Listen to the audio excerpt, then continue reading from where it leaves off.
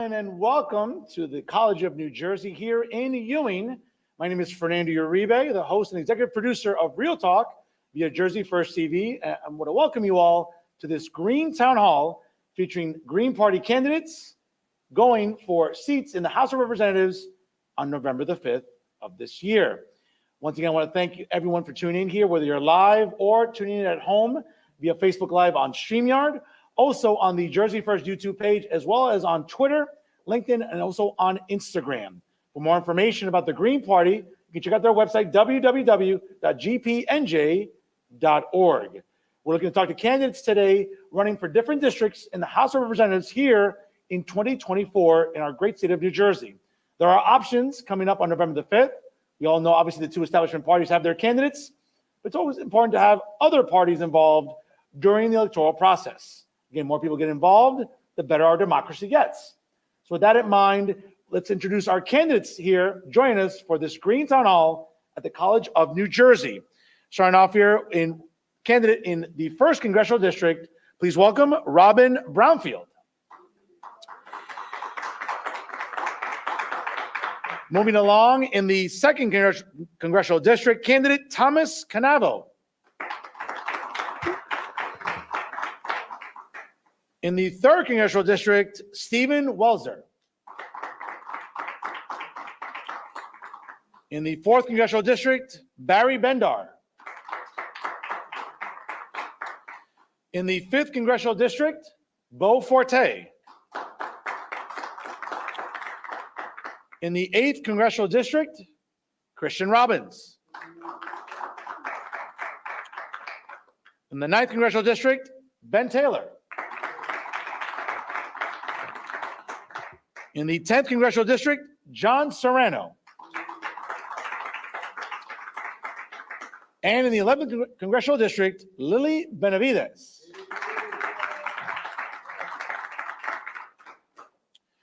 Once again, ladies and gentlemen, for the next 2 hours, we'll be talking about the issues that matter most during this election cycle. We'll tackle immigration, the economy, infrastructure, mass transit, and much more. Again, if you're just joining us live right now, takes 2 seconds. Like, comment, and share. And please let everyone know how much you're enjoying tonight's Green Town Hall, brought to you by Jersey First TV and the College of New Jersey. We'll now go to our candidates, who will each have 1 minute for an opening statement, and then we'll get to some topics tonight. Of course, if you're tuning in live on any of the streaming platforms, please drop a comment and/or question if you wish to have it mentioned during tonight's broadcast. Right now, we'll give the mic to Robin Brownfield, and we'll move the mic downwards. Each candidate will have 1 minute for an opening statement. Thank you. Hello. My name is Robin Brownfield. I'm running in Congressional District 1. I started doing this because I'm involved in a group called South Jersey for Gaza. And we had been calling, doing delegations, sending emails and so forth to our representative, Donald Norcross, who has totally ignored the issue when we try to bring it up. And he has proudly sponsored and voted for bills sending billions of dollars to Israel to commit genocide, while he's neglecting the areas that we live in New Jersey. He has not sponsored Medicare for All. In most years, he has opposed it. And that tells us that he is doing the bidding of his donors. And one of his biggest donors is his brother, George Norcross, who owns Cooper Hospital and the Cooper healthcare system in our district and all over, actually. And we're trying to basically get the Norcrosses out of power in that district and focus on what the people in the district need. We have the poorest city in the country, Camden, New Jersey, and a lot of that poverty has been exacerbated by the Norcross Empire. So I'm running to unseat Donald Norcross and the Norcross Empire. Thank you, Robin. Thank you. Now let's hear a 1-minute opening statement by candidate Thomas Canabo. Hi, everybody. I'm running in the 2nd Congressional District. It's the only district where I'm the only third-party candidate with the so-called 2 major party candidates. It just goes, I want to commend TCNJ and Mr. Uribe for having the foresight and courage to allow us to speak tonight. In my district, there's going to be a debate on October 24th at Stockton University, and guess what? I'm being purposely excluded. So the Republican and the Democrat are going to be in the debate, and the only other person on the ballot is not allowed to speak. And there has to be alternatives provided. I mean, one of the candidates used to be a Democrat, now he's a Republican. He's the campaign manager for Donald Trump in New Jersey. The other guy is apparently a millionaire who spent $400,000 of his own money to win the primary by a couple hundred votes. So we really need an alternative in the 2nd District. One of my big issues is universal health care. I'm on the board of the New Jersey Universal Health Care Coalition, which the Green Party is a member of. I urge you to support HR 3421 and S 1655, the Medicare for All bills pending in the House and the Senate. We need care for everybody from cradle to grave with no cost at its inception. And that's about it. Thank you. Thank you, Thomas. Let's move along here to Stephen Welzer in the 3rd Congressional District. If a country is dominated by just one political party, we call it totalitarian.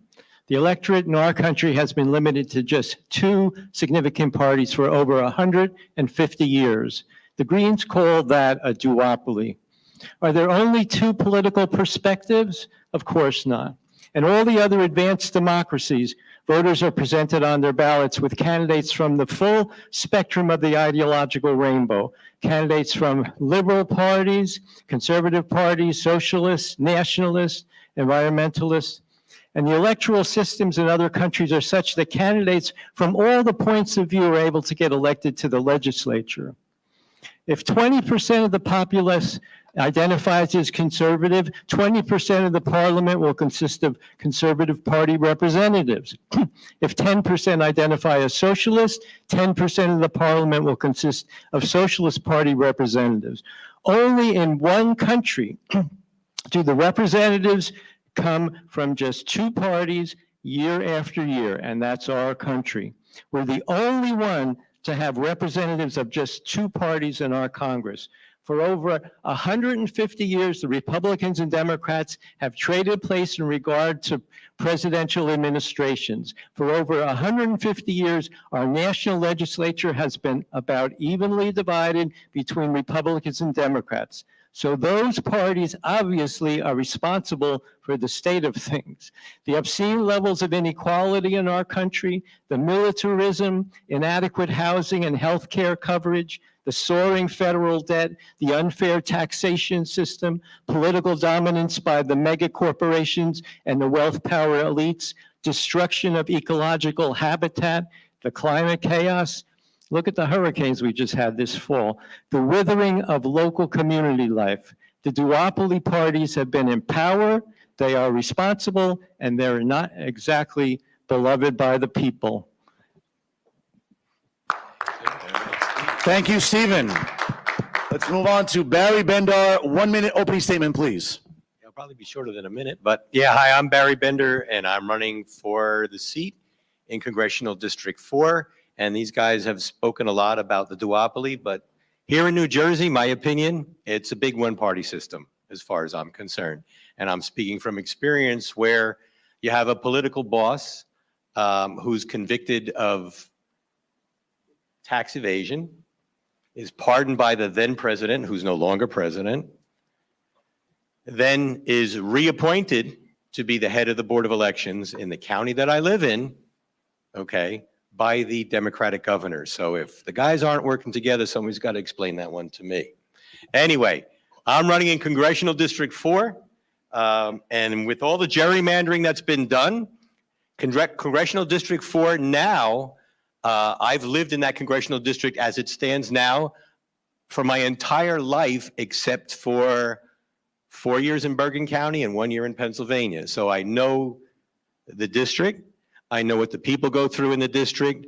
The person I'm running against has been in office for 44 years. He knows nothing about the district because he spends his time in Virginia, where his children got in-state tuition, okay, as they were growing up. I know Congressional District 4. That's why we need to have people representing Congressional District 4 that know something about the district. Thank you. Thank you, Barry. Moving on to candidate Bo Forte in the 5th Congressional District. Hi, I'm Bo Forte, running in CD5 here in New Jersey against Josh Gottheimer. I've spoken with Fernando before. Thank you for doing this, Fernando. Two main reasons that I got involved in this. I've never been in politics before, but watched my father as his medical proxy and his power of attorney deal with our nightmare of a medical system. And it needs to change. It's the one thing that nobody's really talking about this election cycle, even though today, tomorrow, and every day, more than 1,000 people every day are going bankrupt solely due to personal medical bills. That's after the ACA. That's after all the improvements we've made. We need single payer now like every other industrialized nation has. And the second reason to this run was it was a little bit of vengeance. Josh Gottheimer personally prosecuted me, pressed charges against me for harassment, for sending him a very mean email. It was so frivolous that I wouldn't recommend this to anybody, but I defended myself pro se and had the charges thrown out. After that happened, the prosecutor was Linda Schwager. She was Democratic mayor of Oakland, New Jersey. I started talking about her and campaigning against her, and she lost her bid for a 4th term. And so I'm riding the wave and taking on Josh now, one of the most powerful people in Congress, who gets over 99% of his funding from wealthy PACs and wealthy people who don't even reside in the district. So, you know, I'm taking a shot, and I think my causes are good. And being that I've been here with Fernando before, I'd really like to see you guys get the spotlight, because between everyone here, it's pretty inspiring, the people that are running. And Barry, great job putting this together, and thank you for having me. Thank you, Bo. Candidate Christian Robbins in the 8th Congressional District. Well, hi, everyone. My name is Christian Robbins. I'm running for the 8th Congressional District of New Jersey against Rob Menendez Jr. Yeah, that's one. I am also new to politics, learning how these things work in our current country and seeing how they really work, understanding how truly one-parted it is. And as a younger person getting into politics for the first time, having a chance with the grace of the Green Party to actually go out there, find people who are actually being in the trenches of being ignored for their environmental issues, the medical issues, seeing society when it comes to its infrastructure be basically lost compared to our foreign interests when it comes to the Ukraine and Gaza as we speak. This moment right here is a symbol of resistance, about having a third party actually being a stronger, more conscious, and more reasonable option for people. And as a Green Party candidate, I'm glad to be up here to actually fight for my generation and actually have their voice be heard. And particularly in Newark, where it's been a stronghold of the Democrats for a very, very long time, where they're currently looking to try and just expand roadways, make more gas plants, and more so just corrupt the environment. I'm here primarily for the environment. I'm here primarily to give people more of a voice, and eventually, within our political system, breaking the duopoly, there won't be a fear and a shame of speaking your voice in this country. Thank you, Christian. In the 9th Congressional District, Ben Taylor.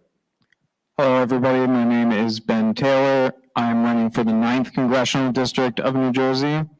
The reason why I got involved in all of this is because it seemed like my original opponent, it was running this thing for longer than I've been alive. I'm only 25 years old. Now they actually don't have an incumbent. We don't have an incumbent in the 9th District. Sadly, Bill Pascrell passed away. So that leaves the district unrepresented. I'm running to give a voice to disenfranchised communities historically who have not been represented very well in Congress. For me, I think that the biggest thing, as multiple people have mentioned, was seeing the genocide unfolding against the Palestinian people. And Paterson, New Jersey, which is the largest city in the 9th District, is actually 7% Palestinian American. And so when you had a voice in there that was not supporting a ceasefire all the way until his death, I think that that is not a great spot for politics to be in. I'm also very worried about how working people have been treated. I think that we've all kind of been left a lot of crumbs from the two parties and a lot of broken promises over the years. I know for me personally, there were a lot of things that I thought were going to be sorted out by now that we're still struggling with every single day. So that's a little bit about me. And thank you everybody for coming and for having us here. Thank you. Thank you. John Serrano in the 10th Congressional District. Thank you, Fernando. Hi, everyone. My name's John Carlos Serrano. I'm 24 years old. I'm Hispanic. I'm openly gay, and I'm here to represent the new generation that is coming into politics.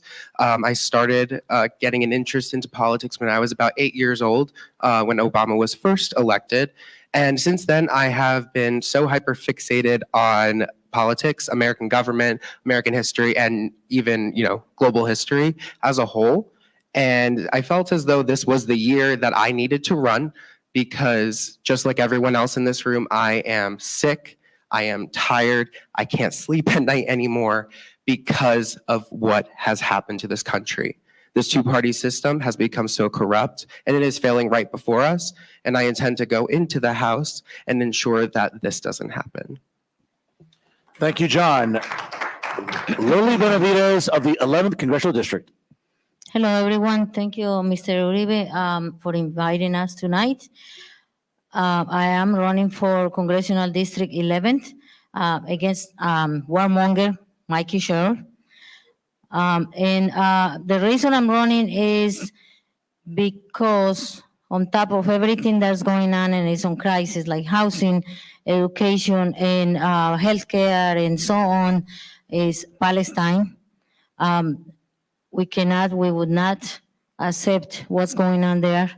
And worse than that is done with our money. While things here are in crumbles, they are using that money to kill innocent people in other country.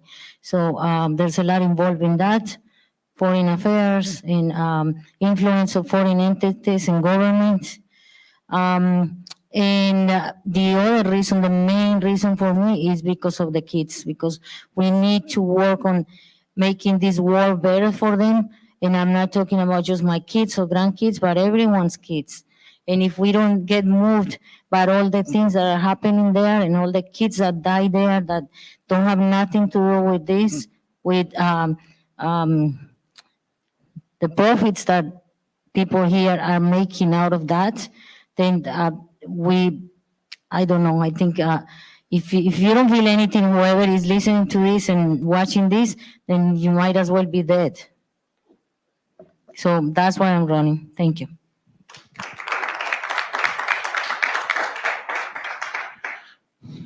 All right, everyone, thank you so much for coming out here. Obviously, we're all ready to talk some issues. And again, for everyone watching at home, folks, again, like, comment, and share. It takes 2 seconds on all your social media platforms, of course, on the Jersey First YouTube page, as well as on the Jersey First Facebook page, along with Twitter, LinkedIn, and Instagram. Folks, it takes 2 seconds, again, to show your support for Jersey First TV for tonight's special Green Town Hall here at the College of New Jersey.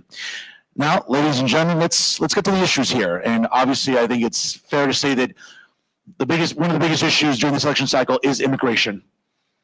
and certainly the impact of illegal immigration. And one of the things that I take pride in with my program is discussing issues that really the establishment media in New Jersey either will not or choose not to cover. I think we can all agree that illegal immigration has been catastrophic for our country for some time. Now, as a conservative, I think I have a very sort of really unique perspective about how I view illegal immigration. I look at the sovereignty clause in our Constitution, Article 4, Section 4, that explicitly requires the executive branch to enforce sovereignty. Any civilized society would do so. I think it's fair to say that the president and the vice president of the United States currently have not fulfilled their oath of office in preserving our sovereignty. But it's not an easy problem to solve. We've seen numbers. We have seen more than 10 million illegals crossing our borders, coming into our cities, and in some cases, suffocating our social services, suffocating our schools, overcrowding them, and obviously, in some instances, overcrowding our cities, and to some extent, maybe contributing to the decline of the quality of life for many of our residents. It depends how you feel on the issue. But when it comes to illegal immigration, it's not an easy solution. I'm just going to go randomly here about, again, I'll give you 2 minutes. What is the best way you can help propose fixing our broken immigration system should you get elected to the House of Representatives? Lily, we'll start with you. 2 minutes for you. Okay, on my priorities is immigration. I would propose a whole restructuring of the immigration system as it is, because obviously it doesn't work. So there's many things to do there. One is that we need to freeze the prices that they charge to people, because many people have to wait for years until you get all that money to be able to change your status. The second thing is the length of the processes, because they either don't have enough people or I don't know what other reason they have, but you have to wait for years and years and years. And there are other things like people that are coming for asylum, they should be allowed to go in here and wait. I'm not saying that you have to keep everyone that is asking for asylum without proving that they need asylum, but they should be in here and not thrown in another country, waiting there until awful circumstances. They should not be detained on an ICE detention center, on jail, on they call it ICE, like the fridge, the freezer, because the kids go in there and it's terrible. It's so cold in there, and they are just on the floor. We saw that before, and that wasn't only Democrats; it was as well with Republicans. The same thing. So that's inhumane. We shouldn't be treating people like that. And there's so many other things to do under in immigration restructuring. We should work on some law that approves TPS and DACA recipients that have been waiting for years and years and years, and has become a business, because every certain time they have to pay certain amount of money, and it has been increased every time. So imagine TPS paying for 20-something years, living here and not able to go out of the country to visit whoever, their family or their own country, and they have to ask for permission to do that. So in DACA, they cannot even go outside of the country. Thank you. All right. Thank you, Lily. Great points by Lily when it comes to immigration reform, and obviously it's a problem. It's a broken system that both establishment parties have been guilty of not fixing. Seems to be a popular item every election cycle that's been weaponized. And I think it's really more important than ever now that other parties obviously get involved in the conversation, and certainly I think this is a really, really productive one. Robin, 2 minutes for you. Should you get elected to your seat in the House of Representatives, what would you want to propose on the House floor about trying to address our broken immigration system? I would first propose having a more comprehensive intake system at the border or wherever immigrants are entering into the country that would help, first of all, screen people, help the people who want to come here for asylum or, looking for, a lot of people are coming from homelessness and looking for a way to live a better life.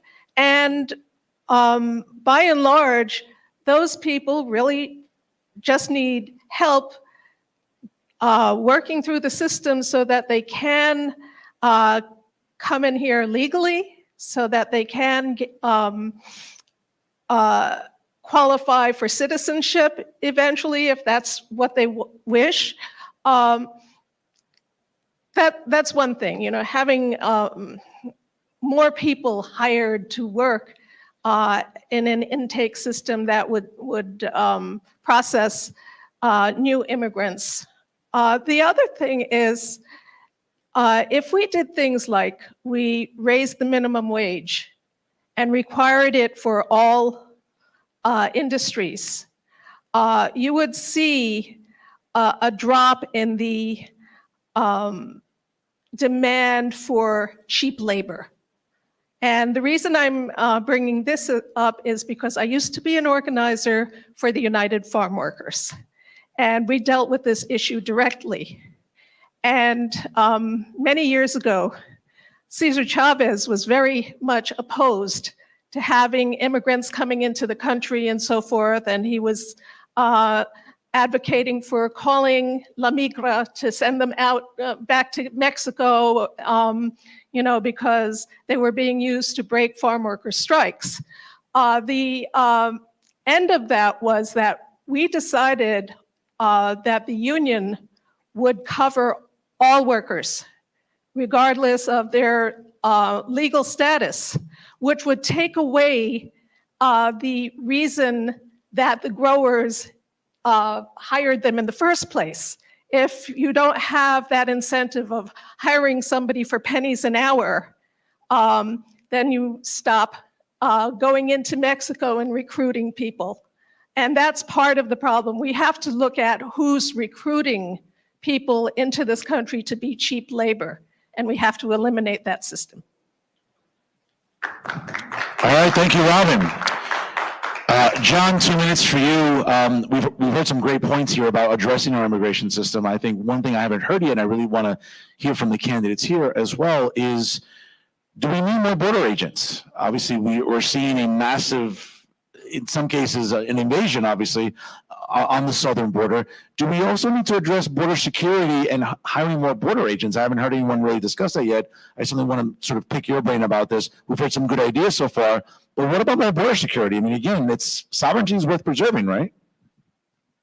2 minutes. So actually, it's really great that you brought this up because I was just, trying to accumulate my response, and we are not ready for any sort of open border. So I just want to get that out of the way, that, needs to be addressed, that we're not just here for an open border. There's this, thing that people believe that Greens are very, we need open borders. No, we want to work on everything else before we can get there. Do we need more border agents? I want to say if they are purposed towards helping people rather than just arresting people and putting them in cages. I'm sorry, but if I need to get away from someone who is trying to kill me in South America, I am coming here and I am getting away. And I understand why people do it illegally. I understand, I do, because this country has become unaffordable. We have no ways or means of making a stable income, and it takes too long. All right, we need to speed up the process for immigrants. And as for, creating more positions for Border Patrol agents, I really don't think now is the time that we need that. All right, thank you very much. Thomas, again, 2 minutes.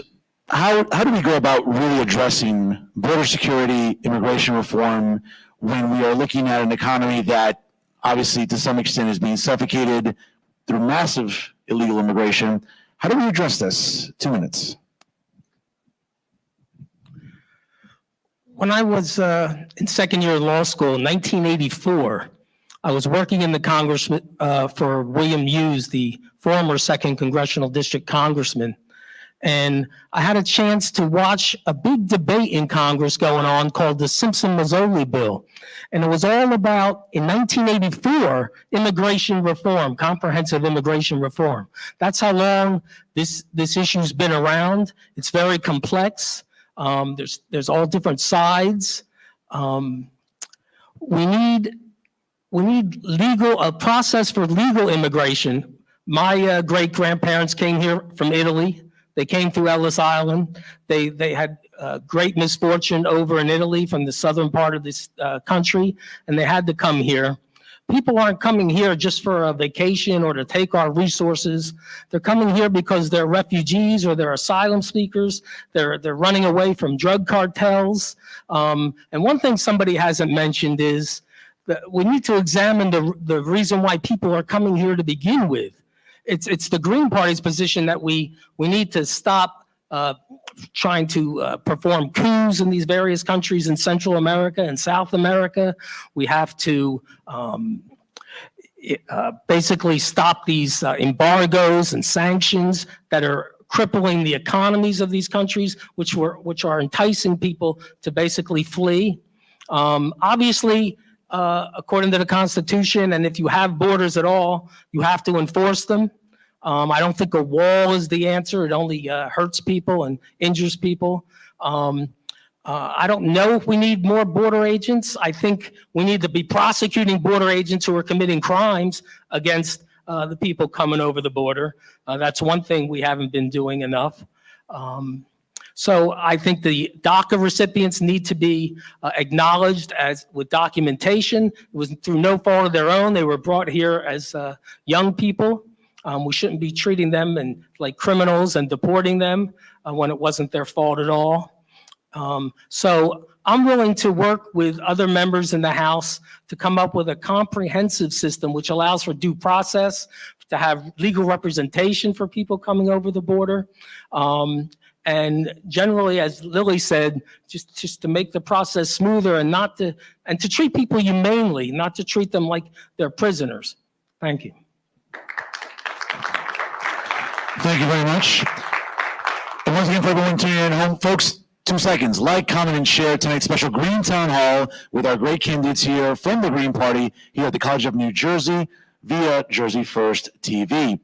Let's go to Ben. By the way, sort of a common theme I'm hearing here about why men, women, and children flee countries, right? And as a conservative, when I hear that, wow, you mean like left-wing socialist policies don't work?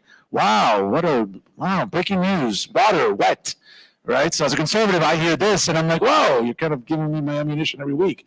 But in all seriousness, yes, it's tragic about what's going on in Latin America and also throughout the world, not just Latin America, but all the continents of people fleeing violence and tyranny and oppression and persecution.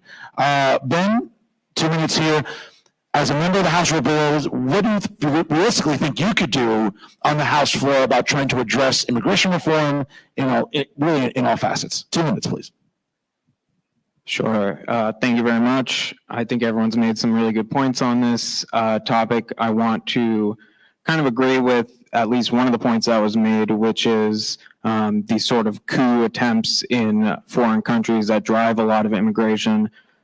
For me, at least, I think it's very important to always find the root cause of a problem. I don't think that it's very helpful to keep reapplying Band-Aids over something, especially not when it turns out to be a pretty inhumane process. So we definitely need to establish a new system that is able to process people a whole lot faster, especially those who are seeking asylum, and asylum is protected. It's legal under international law, and this is something that I hear not a lot of people really talk about. So we need to make sure that we have the facts right about this, because propaganda can very quickly take over the narrative. Another thing that I didn't really hear mentioned is that, yes, there's certainly sort of drug cartel issues, and I think that a big way to address this would be for the United States to decriminalize drug use. And the reason why I say this is because, thanks. The reason why I say this is that it would take the power away from these drug cartels and have it be a more regulated system in the United States, because we tend to buy a lot of drugs. This is just the reality. So I think that especially for people who are fleeing due to drug-related violence, especially decriminalizing drug use should never be something that is processed at the federal level. It's so heavily criminalized that it has really boosted these drug cartels in order to gain a lot of power. So that's one thing that I would say tangentially, and if we're looking for the root of the problem, would address part of the immigration issue. Thank you.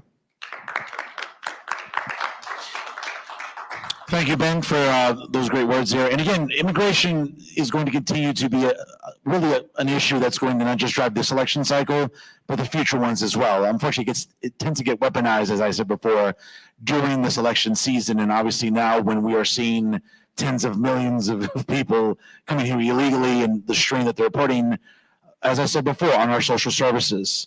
Our schools are getting overcrowded. As someone that just only works in journalism, I also work in education. I see it firsthand at the local level. We're seeing classrooms where 35, 40 kids, like that's just not acceptable for our teachers. That puts an enormous strain on our teachers, our school districts, our administrators to have to try to handle 35, 40, even sometimes more children in a classroom. So it's certainly a multi-layered problem as well. Stephen Moser, when we think about obviously immigration reform, should you get elected to the House of Representatives, what do you realistically think you could do on the House floor to address, whether it be the border, whether it be making sure that the executive branch is trying to enforce sovereignty, which is what they're required to do? 2 minutes, please. And also just try to keep the microphone also as not too close to your mouth as well. Okay. All right. Okay. The very first thing is a pathway to citizenship for the undocumented who are here already. Because the root of the problem really is this. For decades, you've had a situation where business interests have been responsible for drawing people from the global south into our country for the sake of cheap labor. When you look at the construction industry, hospitality, agriculture, you have a situation where you've actually had an enticement. I mean, it's been well known in the global south that the border of the United States has been porous here for decades. And this is because business interests wanted so much to have this source of cheap labor. At this point, you had this enticement, the people came in, now you have to give them a pathway to citizenship. At the same time, you can be talking about sovereignty, but number one is a pathway to citizenship. All right, thank you. Christian, really the same topic for you, 2 minutes. How do you feel confident that you would do on the floor of the House of Representatives in addressing immigration reform, whether it be increasing border agents, looking for a quicker pathway to citizenship? What do you feel are sort of the best solutions right now? 2 minutes for you, sir. Thank you very much. Like my constituents, they've said a lot of the same things I would do. More easier pathways to become a citizen, bringing the money back from our different foreign endeavors and more rejuvenizing our own country when it comes to our borders. I don't believe anyone's really getting a good, fair handshake. And what we got currently going on is definitely, I'm not for human atrocities, breaking up families with our current ICE detention teams. And I'm not really for anything that's going to be inhumane. And the thing is, when it comes to trying to be more of a honest country when it comes to our Constitution, we are a country of immigrants. We cannot let go of that part of our identity. So how we have been keeping a sense of not quite the nicest sovereignty when it comes to our own country it's important to say who is saying so, because we have been growing as a country, especially over the last 50 years. And we're just trying to find ways to incorporate everyone in it in a more harmonious way that is not really being allowed to flourish because of special interests that have the political grips on our country. A lot of big donors, a lot of super PACs really swaying the opinion of our country. And when it comes to the immigration policies individually, they are being strangled on both sides. People are not allowed to come in because we are having coups in other countries. The people who are trying to defend our country is being misled in ways where they're not really knowing what the objective of our country is, because they're trying to fend for their own. We haven't had a good example of having people be there for everyone. Democrats, Republicans, just baited different sides.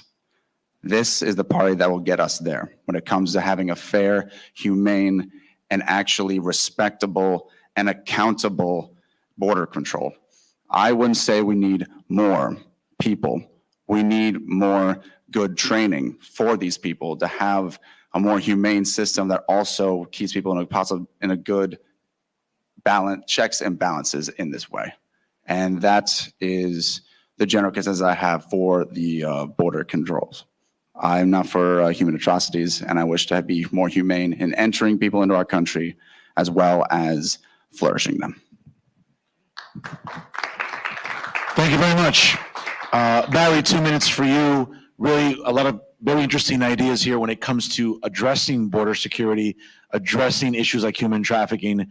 But at the end of the day, arguably the biggest issue is the impact that illegal immigration is having on our cities. The optics are there. I live in Hudson County. I look at the skyline of Manhattan every day. The greatest city in the world, very arguably, is almost being infested with massive illegal immigration. And we're seeing that crime rates are skyrocketing, right? We're seeing quality of life declining. It's a great optic during an election season. Both establishment parties have done a good job for their candidates in trying to address what illegal immigration is doing. As a Green Party candidate, what do you feel confident about when it comes to addressing illegal immigration? 2 minutes. Steve said it pretty well, but I'll go into it the same way. Covert operations for decades that have overturned the leadership of countries in Central and South America is what has led to what we're having now.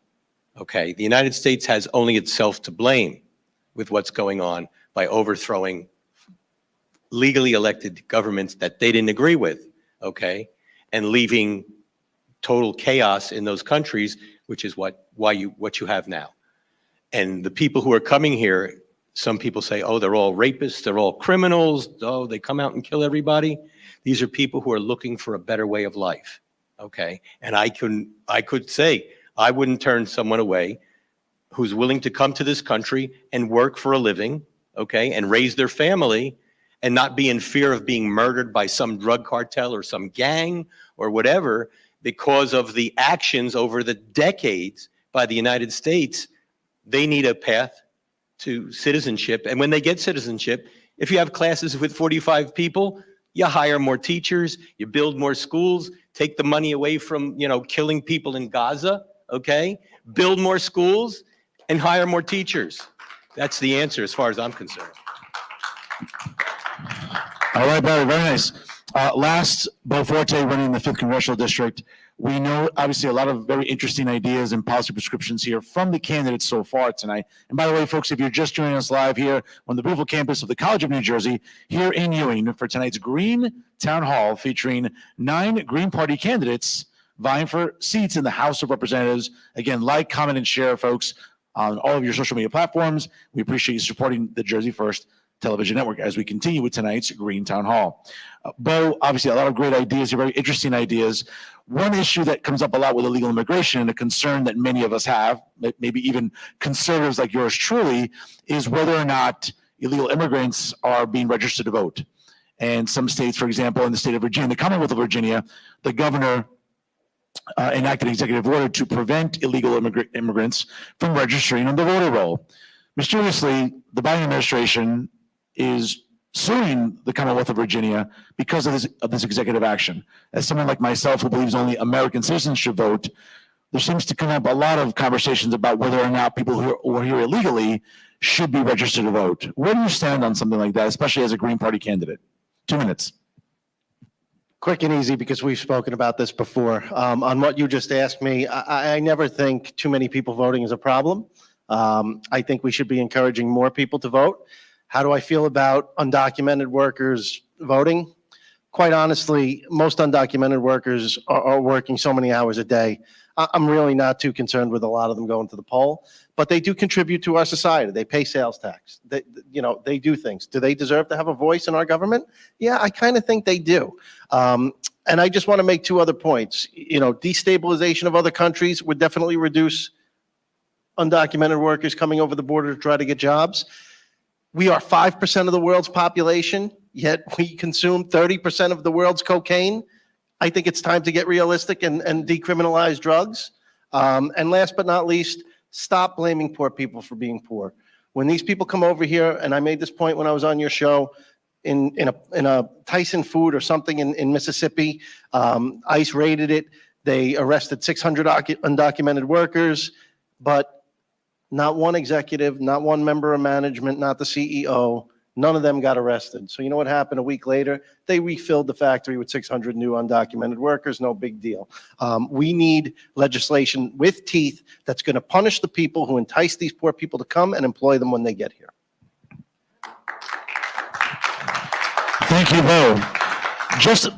I've heard some very interesting ideas here when it comes to obviously addressing immigration, but obviously other issues that sort of are multi-layered.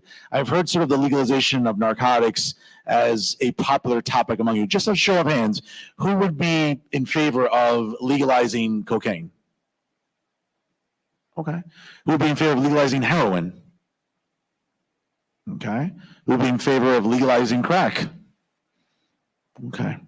Now, one of the biggest talking points I think that goes into the arguments against legalization of such hard drugs is because of their correlation to violent crime. I'm someone that has never smoked marijuana. Some people think I should, maybe to kind of mellow out a little bit as a conservative, right? The uptight conservative. But again, prior to working in journalism, I've worked in higher education. And one of the things I learned in grad school, especially getting a master's in criminal justice, was the strong correlation between violent crime and hard drugs. Certainly I've never smoked marijuana, but I've been told that when you smoke marijuana, clearly the last thing you want to do is steal a vehicle. Last thing you want to do is rob a convenience store. So clearly marijuana, and for the longest time, I've been one of those journalists that have been, long before even 2020, when it was legalized here via a ballot initiative, I was always about, hey, marijuana is harmless.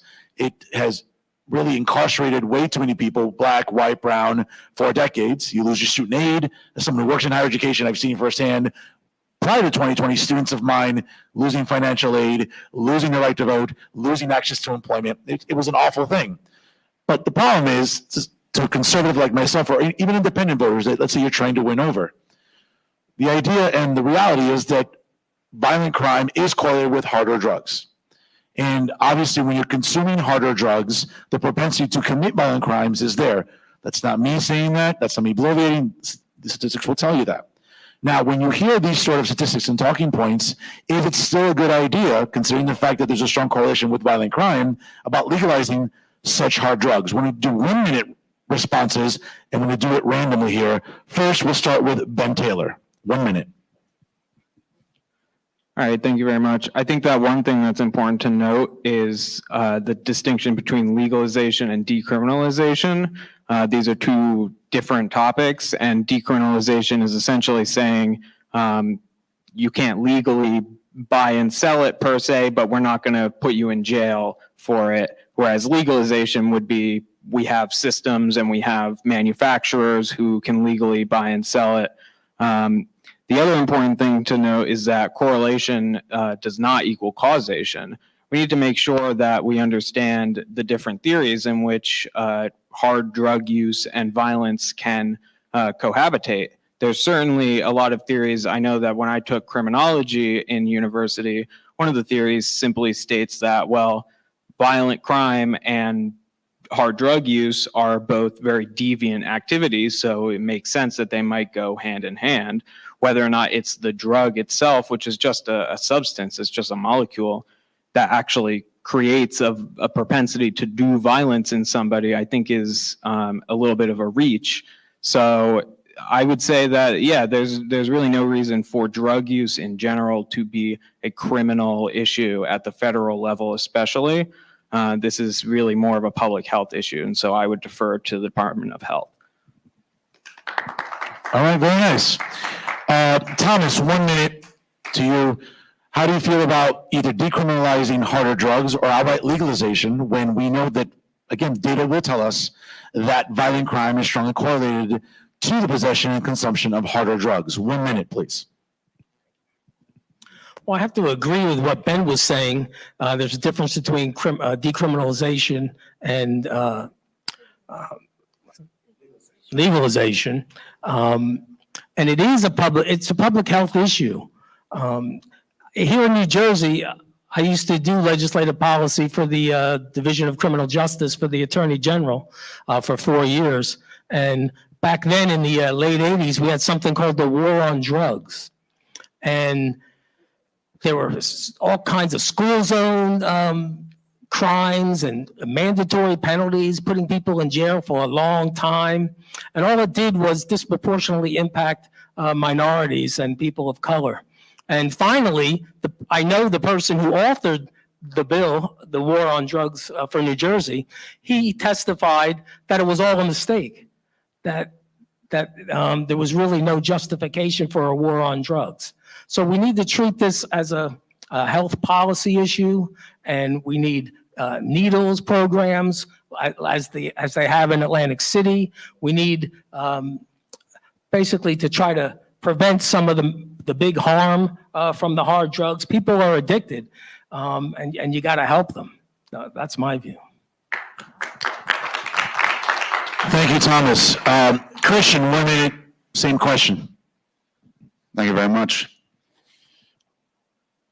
When it comes to people being viewed in a certain light, it has never been more detrimental than through the war on drugs of the 80s and from before. It's been a political tool that's been used against people to try and get and sway people to be more for one party or another. And the reason why, just for that political power, is a gross example of why the Republican Party and the Democratic Party, because they've both done on each side, has been a failure, abysmal failure for people and for immigrants and for this country as an ideal.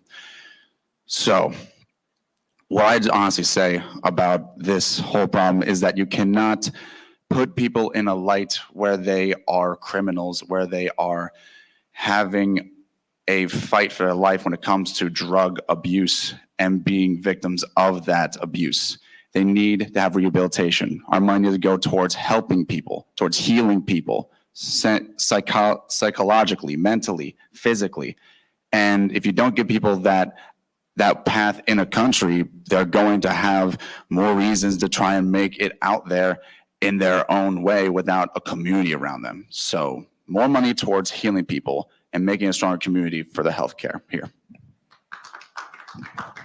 Thank you very much. John, same question for 1 minute, but let me just add this caveat to it.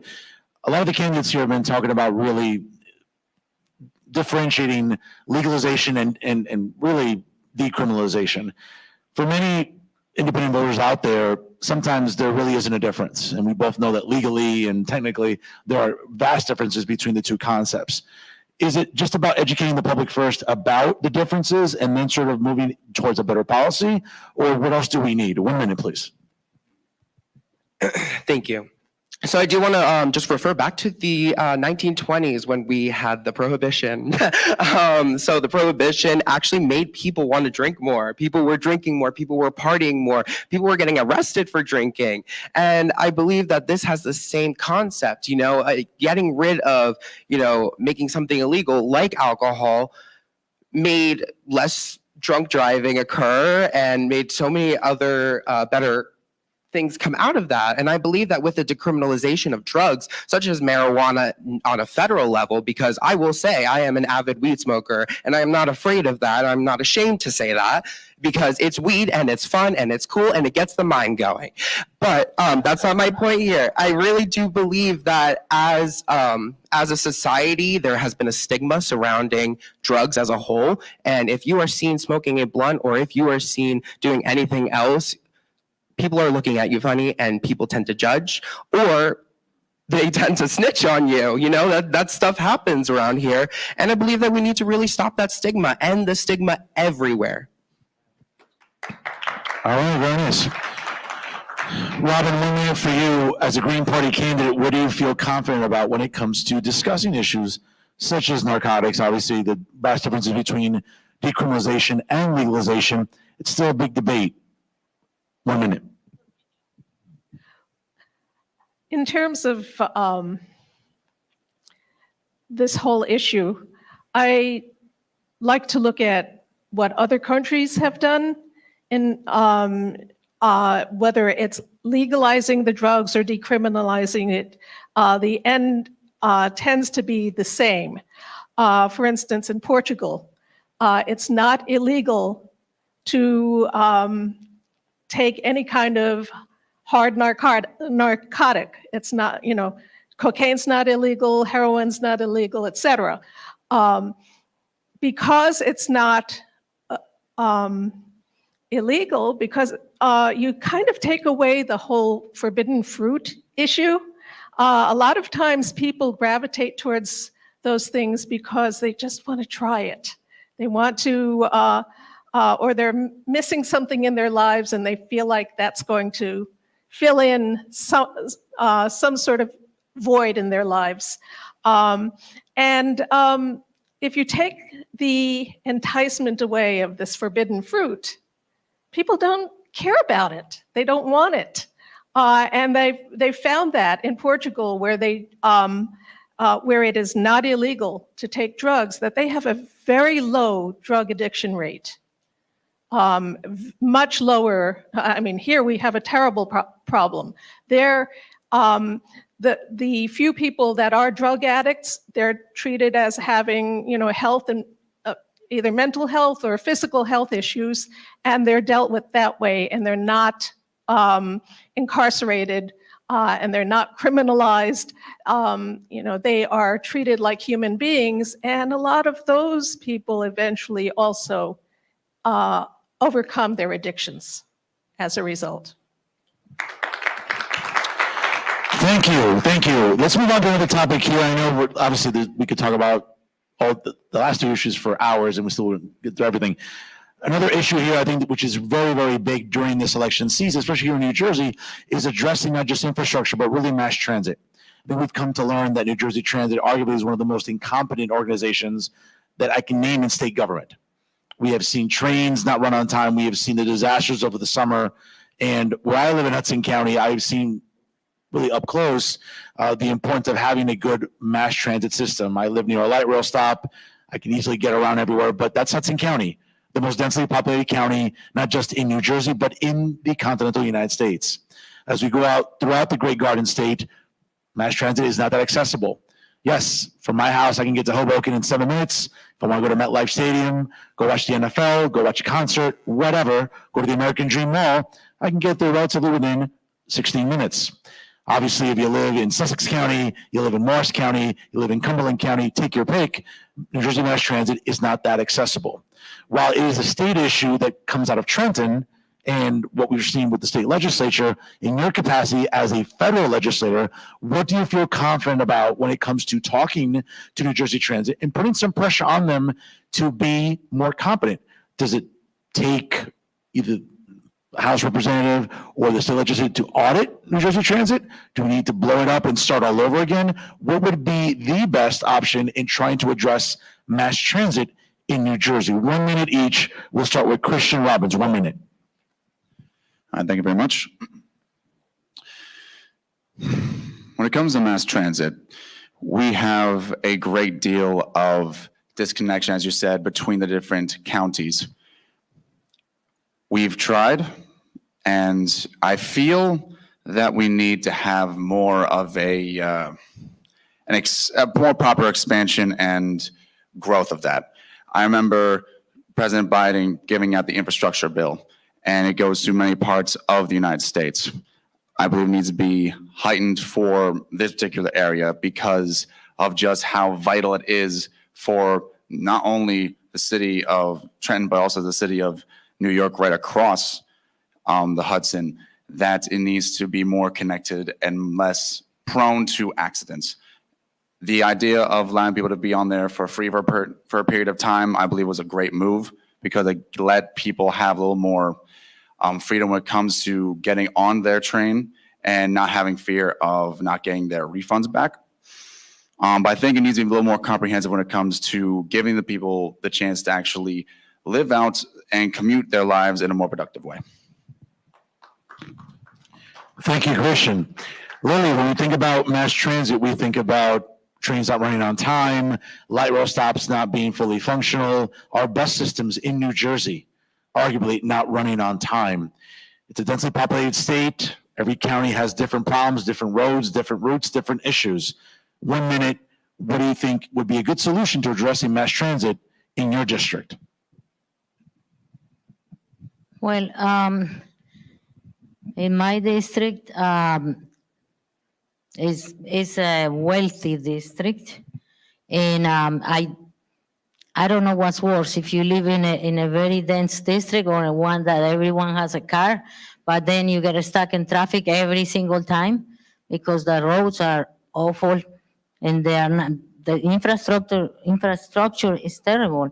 And then I question myself every time that they are fixing the roads and they leave the same holes and everything in there. I don't know what they are doing with the money. Where's the money? Where does it go? We don't know. But I think it was a good thing that undocumented got their licenses, because I've seen many families standing at a bus booth for hours under the cold, under the snow or the rain, waiting for a bus, because where I live, there's 2 buses that pass 2 times a day, and that's it. And then you have to walk. So with someone with a disability like me, I cannot go and walk, like a long distance to take a bus. And we don't have a train nearby, besides being very expensive. So we need more money invested on that. So we will decrease the use of cars and the use of gas. That would be a good thing for the environment as well, in fomenting that people use bikes. Yeah. My son used his bike for years before refusing to buy a car. He used his bike in winter and summer and fall anytime. And so we need more infrastructure for that as well. Thank you very much. Thank you. Thank you. And it's interesting that he brings up bike lanes. I'm not sure how it is in your districts. I know in Hudson County, bicyclists and, electric scooters have been almost vilified by where I live in Hudson County, because it is so densely populated and the streets are narrow. And obviously as a motorist, we always are hearing complaints right on social media, different platforms about maybe the threat that bicyclists pose to us every day. But for many New Jerseyans, bicyclists and having a bicycle seems to be the only mode of transportation. Thank you, Lily. Bo, same question for you. When we think about this issue about mass transit, certainly it's an issue that sort of goes divided between Trenton in the state legislature and certainly Washington, D.C. in the federal legislature. How do you feel confident in your capacity as a member of the House to address mass transit in your district, where Bergen County, George Washington Bridge is nearby? It's when it's not being congested for one reason or another, right? Certainly buses are running through there, cars are running through there, but trains are not the most accessible, especially in the 5th Congressional District. What do you feel confident about fixing in CD5? 1 minute, please. I mean, I definitely think rail is important. We need to be looking into ways to expanding rail, maybe adding some buses to running to certain parts. Like I live up in West Milford. It's very rural. I think we only have 2 bus stops in a 40 square mile town. It's a difficult issue. I'll tell you one thing I will do, and I'm going to take a shot at my opponent here. I wouldn't have spent the last 2 years fighting hard to eliminate New York City's congestion tax so people from Northern Bergen County can drive their BMWs and Mercedes to work and not have to get hit with an extra tax. I don't know what a federal legislator can do about New Jersey Transit. It's a state-operated system. I think we need to be pulling more dollars into our districts for things like mass transit as opposed to more Kevlar vests for our neighborhood and community police officers. Not that I don't want to keep police officers safe, but when I was a kid, the community police officer wore a blue shirt and blue pants.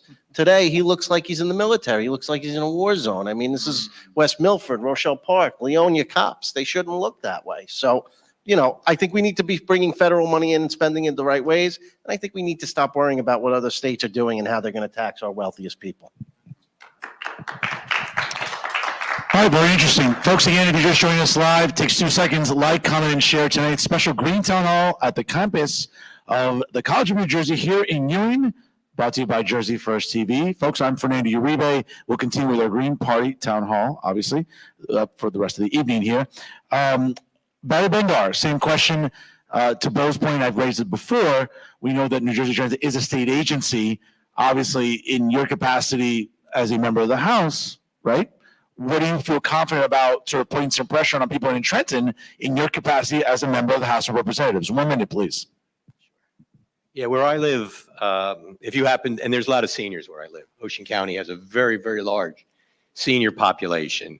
If you don't live in a retirement community, you don't have family nearby, and you reach the age where they tell you you can't drive anymore, where I live, you starve because there is no mass transportation. There's forget it. There's a bus that runs up and down Route 9, takes you to Lakewood, takes you to Atlantic City. If you want to go and gamble, it's great, but it doesn't do anything else. And my question is this. I mean, we talk about New Jersey Transit where there's a whole bunch of people making 6 figures, but I have a friend who lives in Newark, and he takes a bus from Newark to go to his job in Elizabeth, and 3/4 of the time, some of the doors in the buses don't work. The conditions inside the buses are horrible, yet you got people sitting in this agency making 6 figures, and something's wrong with that, okay? Now, if Eisenhower, back in the 50s, can create the interstate highway system, why can't the federal government do something as far as transportation, like running monorails with hubs, transportation hubs, connecting it where the Garden State Parkway is, where the New Jersey Turnpike is, where Route 195 is, where Route 80 is, okay? Take the money away from other things like, I don't mean to dwell on killing people in other countries, and use it for improving our transportation, and then you get the more cars off the road, and we're not sitting in the traffic together. Very good there. Interesting. John Serrano, 1 minute. Same question. The thing about mass transit, and this is also my niche, a lot of people know I tend to talk about this, and I've already written policies on mass transit creation because since the 50s, New Jersey Transit has not changed anything about our rails. They have not updated it fairly enough. Certain trails, certain lines of track are still, being moved with, the land, and it has become, I would say, our mass transit system has disappeared across the entire United States. I believe that we need access to Scranton. I believe that we need to extend access all the way up to Albany, Buffalo, Montreal, for Christ's sake, Burlington, Vermont. There's so many large cities that people should be able to transport to with mass transit. And especially when you knock that domino down of fixing mass transit and updating our infrastructure on that, you knock down the fixing our environment, cleaning our air, lowering CO2 emissions, and it just keeps going and going and going. And we could also take, in my policy, which is mass transit reform policy, basically I would take 5%, an additional 5% from anyone who makes over 1.5 million in the state, which would then accumulate to $3.3 billion a year, which we could refill back into our economy and into our infrastructure, healthcare system, specifically mass transit. Very, very interesting answers for sure when it comes to mass transit. We'll end with the topic here. Let's move on. Obviously, there's a lot of topics to cover. One issue that has come up considerably during this election season, certainly the Dobbs decision 2 summers ago by the United States Supreme Court addressed a woman's right to terminate a pregnancy. And 2 years later, it has become the subject of considerable conversation, especially during midterm elections, and also obviously now for the presidency. I'll sort of say it openly, as a conservative, I was thrilled about the Dobbs decision. I'm all about the 10th Amendment. I'm all about states' rights. And when the federal government gets too big, the framers, arguably some of the smartest men I've ever read about, felt that the states should govern themselves. What have we learned about the Dobbs decision since then? It's been the majority on the court was very adamant about letting the states make a decision. And that's really what federalism is about. Now, for someone like myself here in New Jersey, I'll say this. It's been codified into state law. In many cases, you can terminate a pregnancy very late into the pregnancy in New Jersey, okay? And also, let's be honest, Plan Bs are readily available.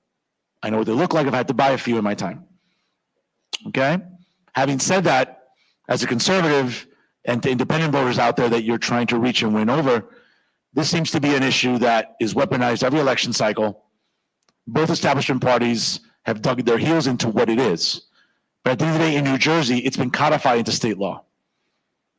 The premise that a national abortion ban is going to happen, that doesn't seem very likely.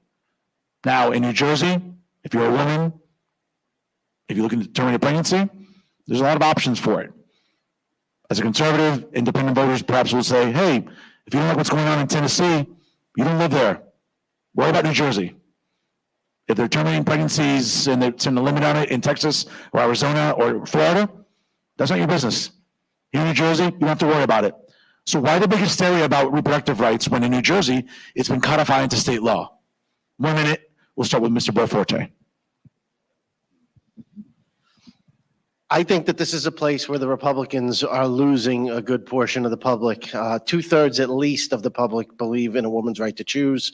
Unquestionably, it's not my business. I don't want the federal government coming into my bedroom or anyone else's. And also, it does affect me when in Tennessee they're not allowing abortions. A tyrannical majority does not get to impede on other people's civil rights. This should be really easy. It has nothing to do with states' rights. It has to do with people's rights to make their own decisions. I'm proud of New Jersey for codifying that. When Tennessee doesn't allow abortions and you have thousands, if not tens of thousands, if not hundreds of thousands of poor women forced to give birth, eventually that is going to impact me. Tennessee is the United States. It's not another country. Eventually these kids are going to need economic support. As of right now, since Roe, we've had 50 million abortions. Imagine there wasn't Roe, and we'd have 50 million extra unwanted people in the country. I can't imagine what it would do for crime, for money, please, I'm not going to get too far into it, but no, I am unapologetically 100% pro-choice up until the day of birth. Okay. Thank you, Bob. Robin, 1 minute. When we think about reproductive rights here in New Jersey, again, in your district, as a member of the House, why the hysteria when it's been codified into state law? There are clinics, Planned Parenthood is subsidized with taxpayer dollars. Some people like myself, for example, and maybe independents say, that's not where I want my tax dollars going to. 1 minute, what do you say to that? First of all, there's not a whole lot of your tax dollars going to this in the first place. The right of women to make a choice about what they do with their own bodies should just strictly be a medical issue that everybody else stays out of, period. The other thing is that it's not so easy, even in New Jersey, to get one. It's legal, but it's expensive. It's not covered by insurance. So if you have a couple of $1,000s to fork over suddenly, it is very difficult for women in that position anyway, even with it being legal. I would say that if you really want to reduce the number of abortions that that occur, you have to actually have plans to take care of the children that come out of those pregnancies. And that's where we're failing. You have to have more schools, with more teachers to educate more children. You have to have ways of ensuring that they have homes, roofs over their heads, food to eat, medical care, all their basics taken care of in one way or another. And if it's not, that's one enticement for getting an abortion. You can't afford a child, so and there's no system to help people. If you have a child, that's the choice that women get. Thank you, Robin. Lily, the other lady here in our candidates, 1 minute. When we think about reproductive rights during this election cycle, obviously here in New Jersey, as I just mentioned, it's been codified into state law. There is accessibility to Plan Bs. Certainly, Planned Parenthoods have multiple clinics in New Jersey. To Robin's point, yes, it may not be very affordable, but the access is there. Why the hysteria still in 2024 when in New Jersey it's not an issue that really, I think, makes or break the electorate? 1 minute for you, please. Okay. First of all, I don't think there should be any law that punish a woman for deciding if they want to have a child or not. And then if a woman is going to be punished for that, then the other part responsible for that should be punished as well. Because it's not only the woman that did a child, right? Okay. I think Roe versus Wade should have been a federal law many, many, many years ago. And yes, it's complicated. It's not as easy as it sounds, and you just don't walk in there and get an abortion right away. There was a group that I was briefly part of, and they did a survey with women in communities of color, and they are the ones that have less accessibility to these services. And it's not, as I said, it's not easy. And the other part is, if people that are pro-life want us women to have more kids and to bring more kids to the already populated country, overpopulated country, are they going to give these women the tools, what they need to raise these kids? Because that's the other part.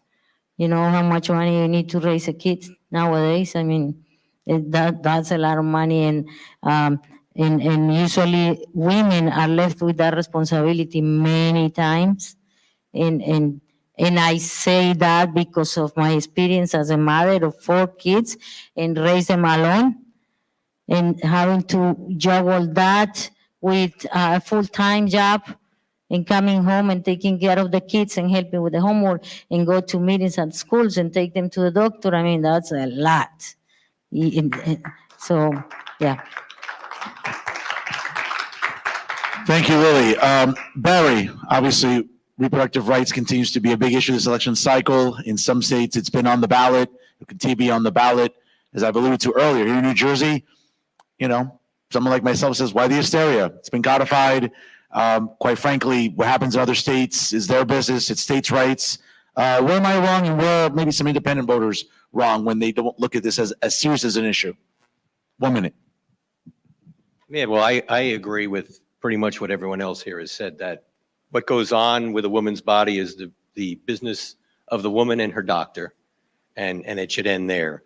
To me, what goes on, and to go beyond that, okay, you have people, I won't use the word that I was going to use, who now are attacking the right to use birth control, okay?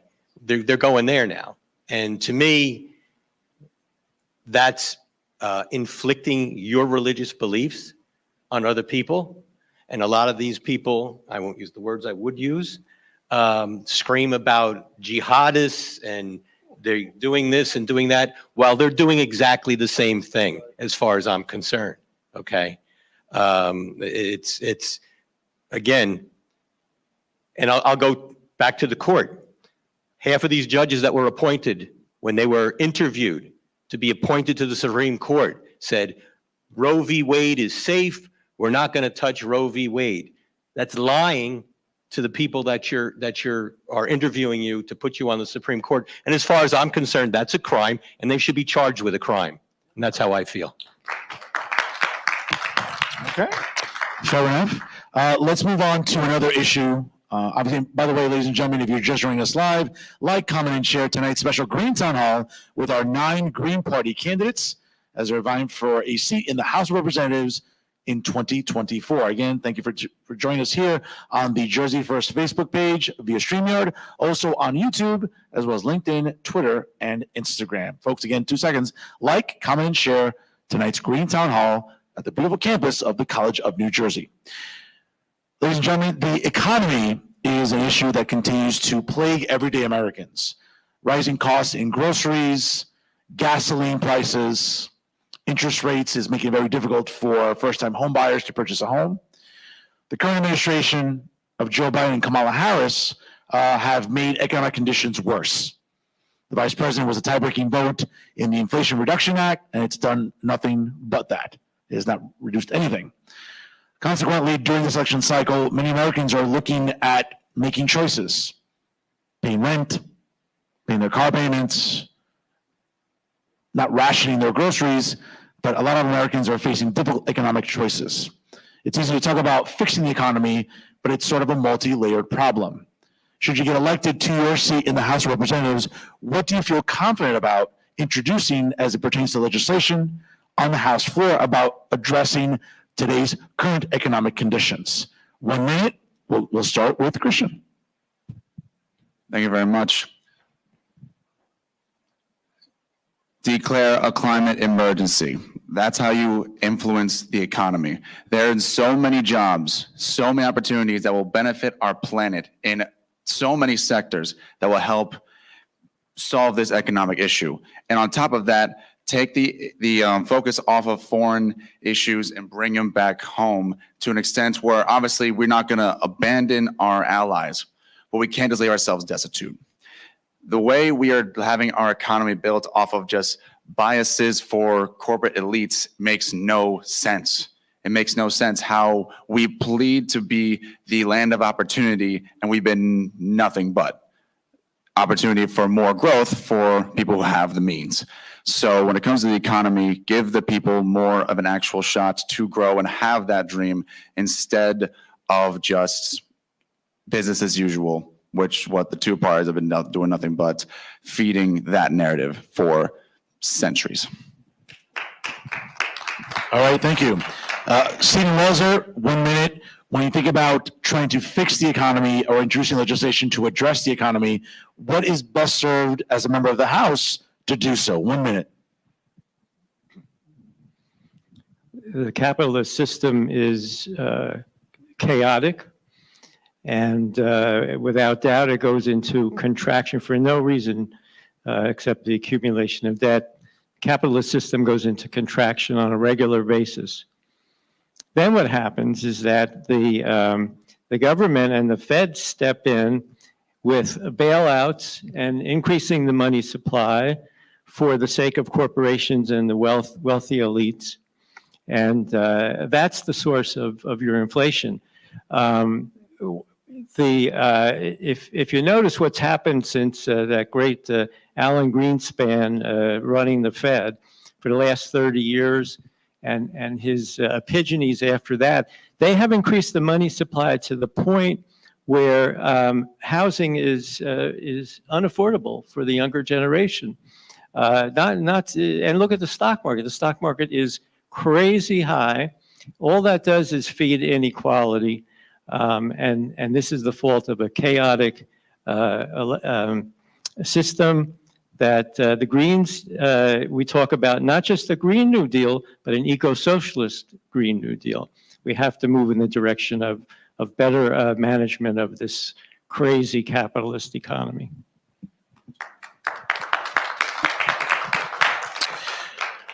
Thank you very much.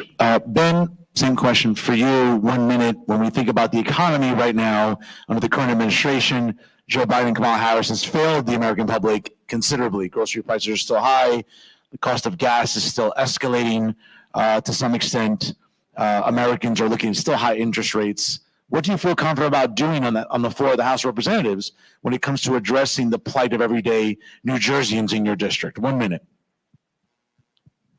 Great, thank you very much. I would agree, first of all, with what Steve Welser was saying, which is that this crazy capitalist system we've really lost control of. So I think that first and foremost, we really need to start introducing very robust antitrust laws to break up these massive corporations that have monopolies over a lot of what we do and what we spend money on and where we get money from. So I think that this is an important part of seeing what we can do about the system, because capitalism in the United States may very well be in its death throes already. The financialization has gone to the point where, right, people can't afford houses, people can't pay off their student loans. This is another big problem. So I also think that we need to look at canceling all student loan debt and having education, higher education, be free for all people to get a better education and pursue different careers. And finally, of course, I think we need to raise the minimum wage and have it be a living wage, keeping up with inflation. Thank you.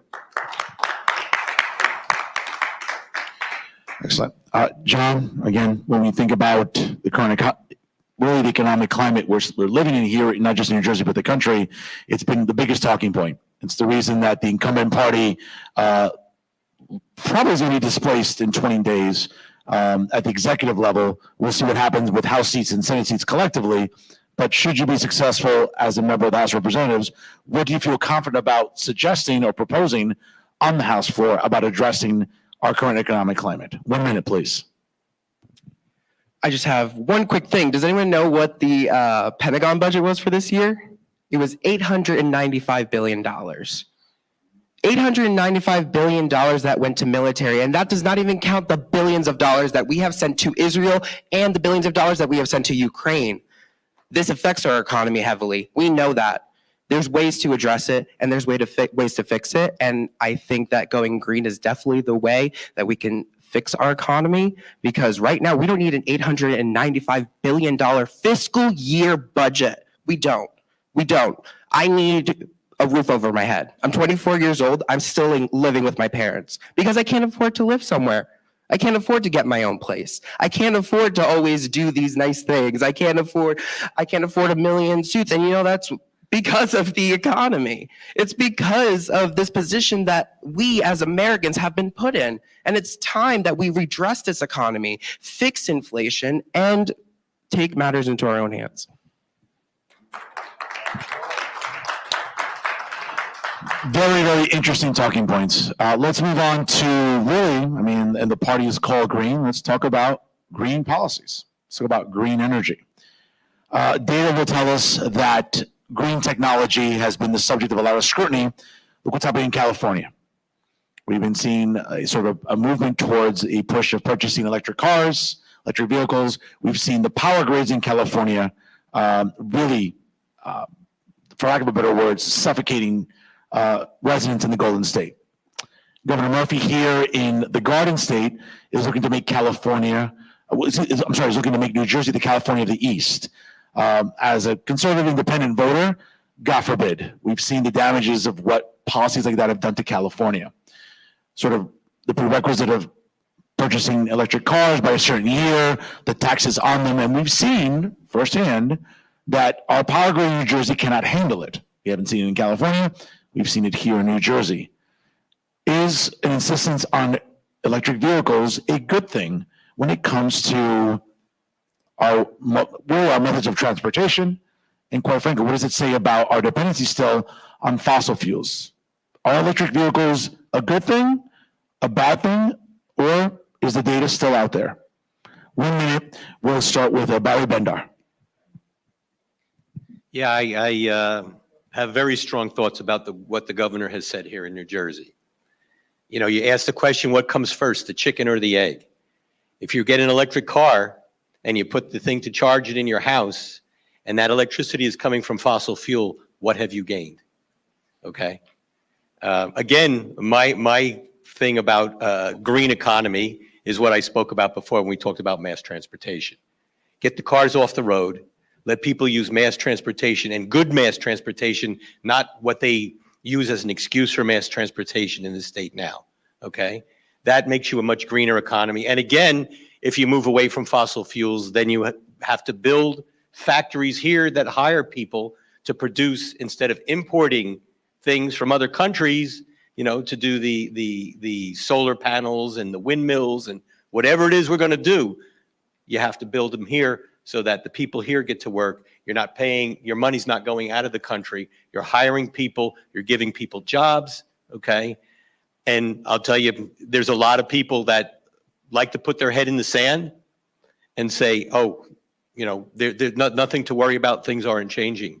Where I live, there's a number of streets where probably within the next 4 or 5 years, a lot of people are going to lose their homes because the water is coming up. So I'm hoping it's not too late to make the changes we need to make, but it may be too late already. And that's that. All right, thank you. Once again, ladies and gentlemen, if you're just joining us live, like, comment, and share today's special Green Town Hall at the beautiful campus of the College of New Jersey here in Ewing. We have 9 great House candidates running for the Green Party here tonight on a special edition of Real Talk via Jersey First TV during tonight's Green Town Hall. Robin, same question for you, 1 minute.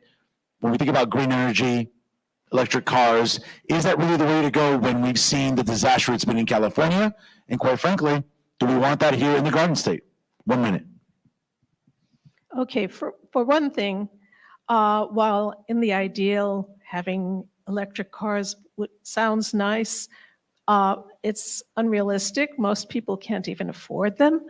I certainly can't afford an electric car. You know, to expect people to be able to get one by a certain time is going to put a lot of people at a disadvantage, you know, and they'll be punished for something that's out of their control. What we should be doing is increasing mass transit, you know, trains, buses. We could have electric buses, you know.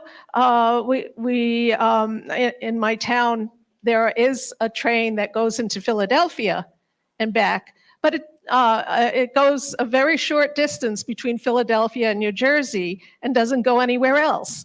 And to get to it is very difficult. I live 1.25 miles away from the train station. And I can't, I'm like Lily, I'm also disabled, so I can't walk that distance most of the time.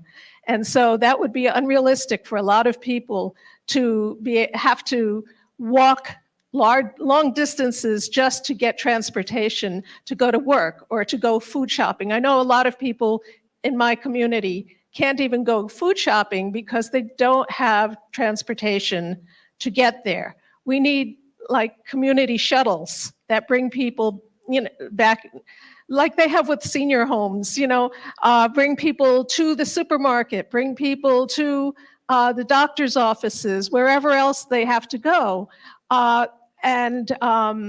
You know, so they don't have to own or rely on a car and pay exorbitant insurance rates and so forth.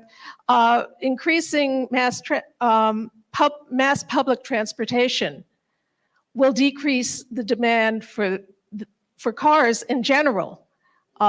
So. Thank you very much. Bo, same question for you. When we think about green energy, we think about electric vehicles, as I've alluded to during my monologue. We've seen, at least in my opinion, the disaster that is California, a power grid that is suffocating residents. In some cases, they have to figure out whether or not to charge their vehicles or turn on their air conditioning during some of the hot summer months that we see in California. Here in New Jersey during this year, relatively not overly hot summer, but still warm nonetheless. If we're facing the same problems as California and other states, we might have to sort of run into that same ordeal. Do we power electric vehicles, or do we keep our air conditioning on and not suffer from heat exhaustion? Where do you see the future of electric vehicles in New Jersey, especially since Governor Murphy has mandated a certain taxation by 2027 and to some extent phasing out fossil fuels out of vehicles altogether? Is that a good thing? 1 minute. Quick and easy. Yes, it is a good thing. We need to grow into it.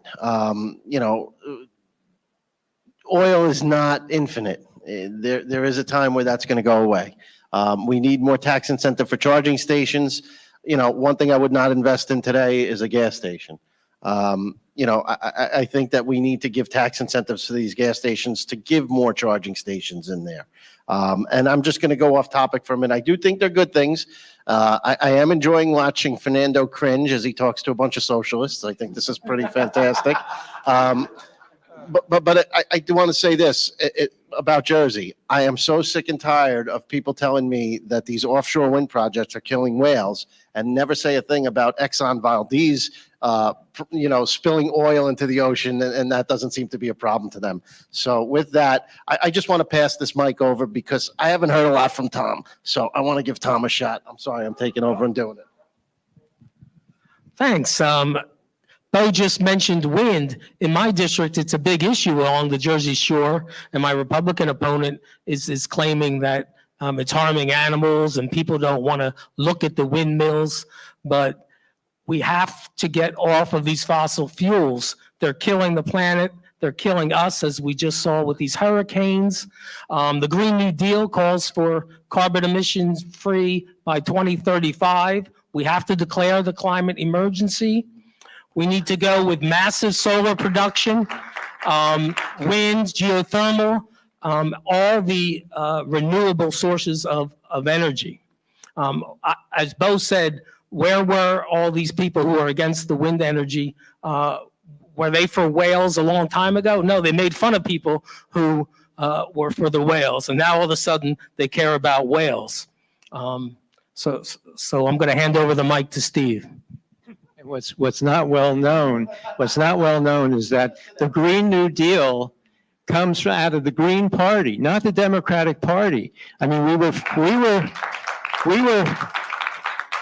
were somewhat flattered when they took over our idea and they really watered it down. But it was way back in like 2010 when a Green Party candidate named Howie Hawkins first ran for office for governor of New York and introduced the idea of the Green New Deal. So that's important for people to know.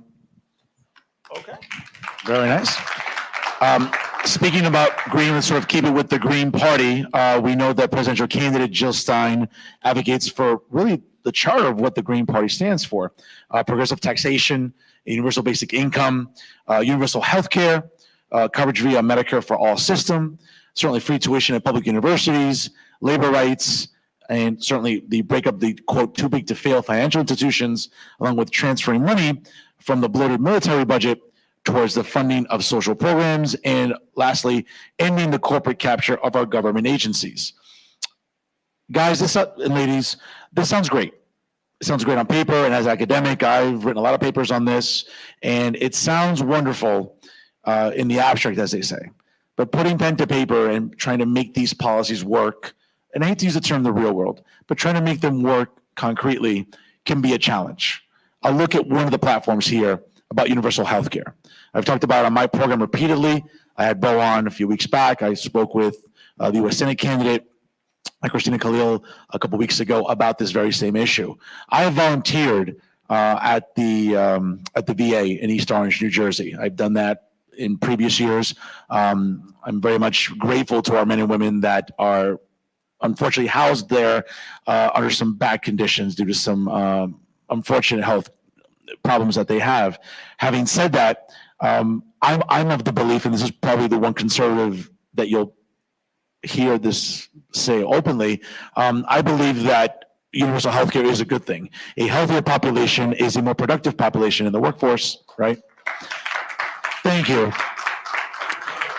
Having said that, I have seen what government-run health care, I've seen it up close with the VA. And I've seen the mismanagement, the bureaucracy that doesn't allow our brave men and women to receive healthcare that they desperately need. When we go across the Atlantic, sure, we look at countries with a population of 10, even 15 million people. And to some extent, healthcare is manageable for those populations. Here in the United States, we're vastly approaching almost 450 million people in the next decade. It looks almost impossible to manage healthcare for such a large population. So having said that, yes, a healthier population will be more productive in the workforce, will be more productive at home, in raising families. But can we really make healthcare work where it is affordable and accessible to everyone? So let's start 1 minute, Christian. Thank you very much. And that is a good point you bring up when it comes to Medicare for all. It can work for smaller countries, but we are one of the bigger countries in the world. And when it comes to facing that challenge, I'd face it with the same vigor we would face the Nazis in World War II. We are going out there to save the world from an authoritarian regime that will seek to take over the whole world. We went out there to take care of the whole world. Why can't we have that same vigor to take care of ourselves? We have the opportunity to take care of ourselves for the first time when it comes to this up-and-growing Green Party. Will it happen soon? It'll take some work. But when it comes to taking care of ourselves and having universal health care, we can't just accept what we are giving our veterans in the VA. We can't accept these premiums that are constantly tearing apart our own finances just to get by, while there's plenty of money to be made through the big conglomerates that are just soaking in the money through these insurance claims that is not only destroying the industry, but taking the money out of the industry as well. So to say that we can't have it work in this country, I think is blasphemous.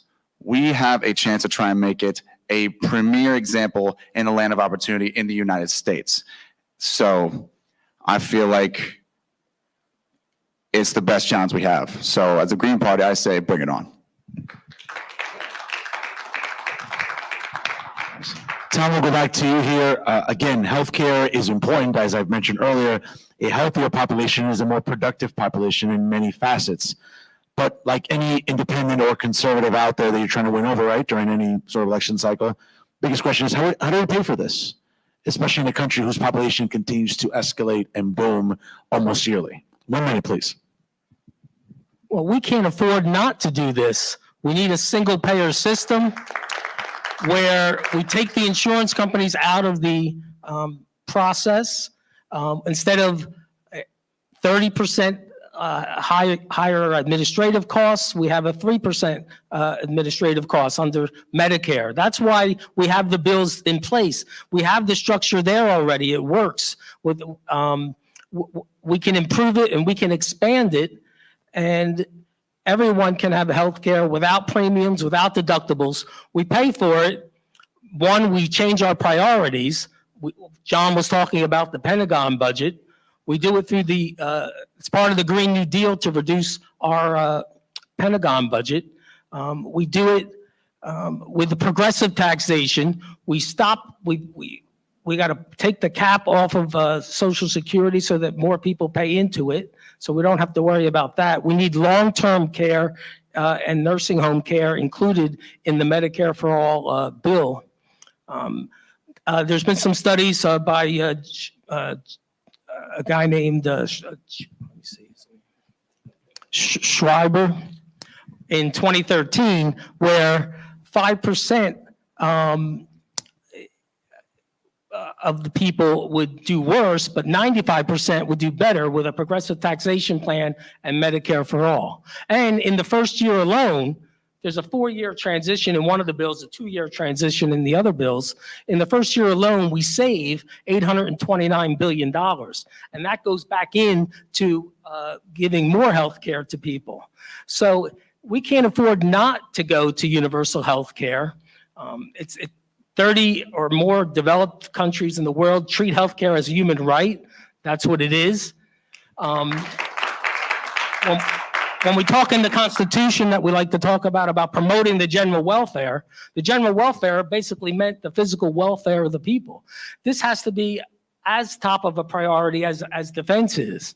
And like you said, once you fix universal health care, everything topples down for the economy. My insurance agent told me that if we had national Medicare for all, our New Jersey auto insurance rates would go down by more than half because of when you start to think about the impacts of what Medicare for all would have.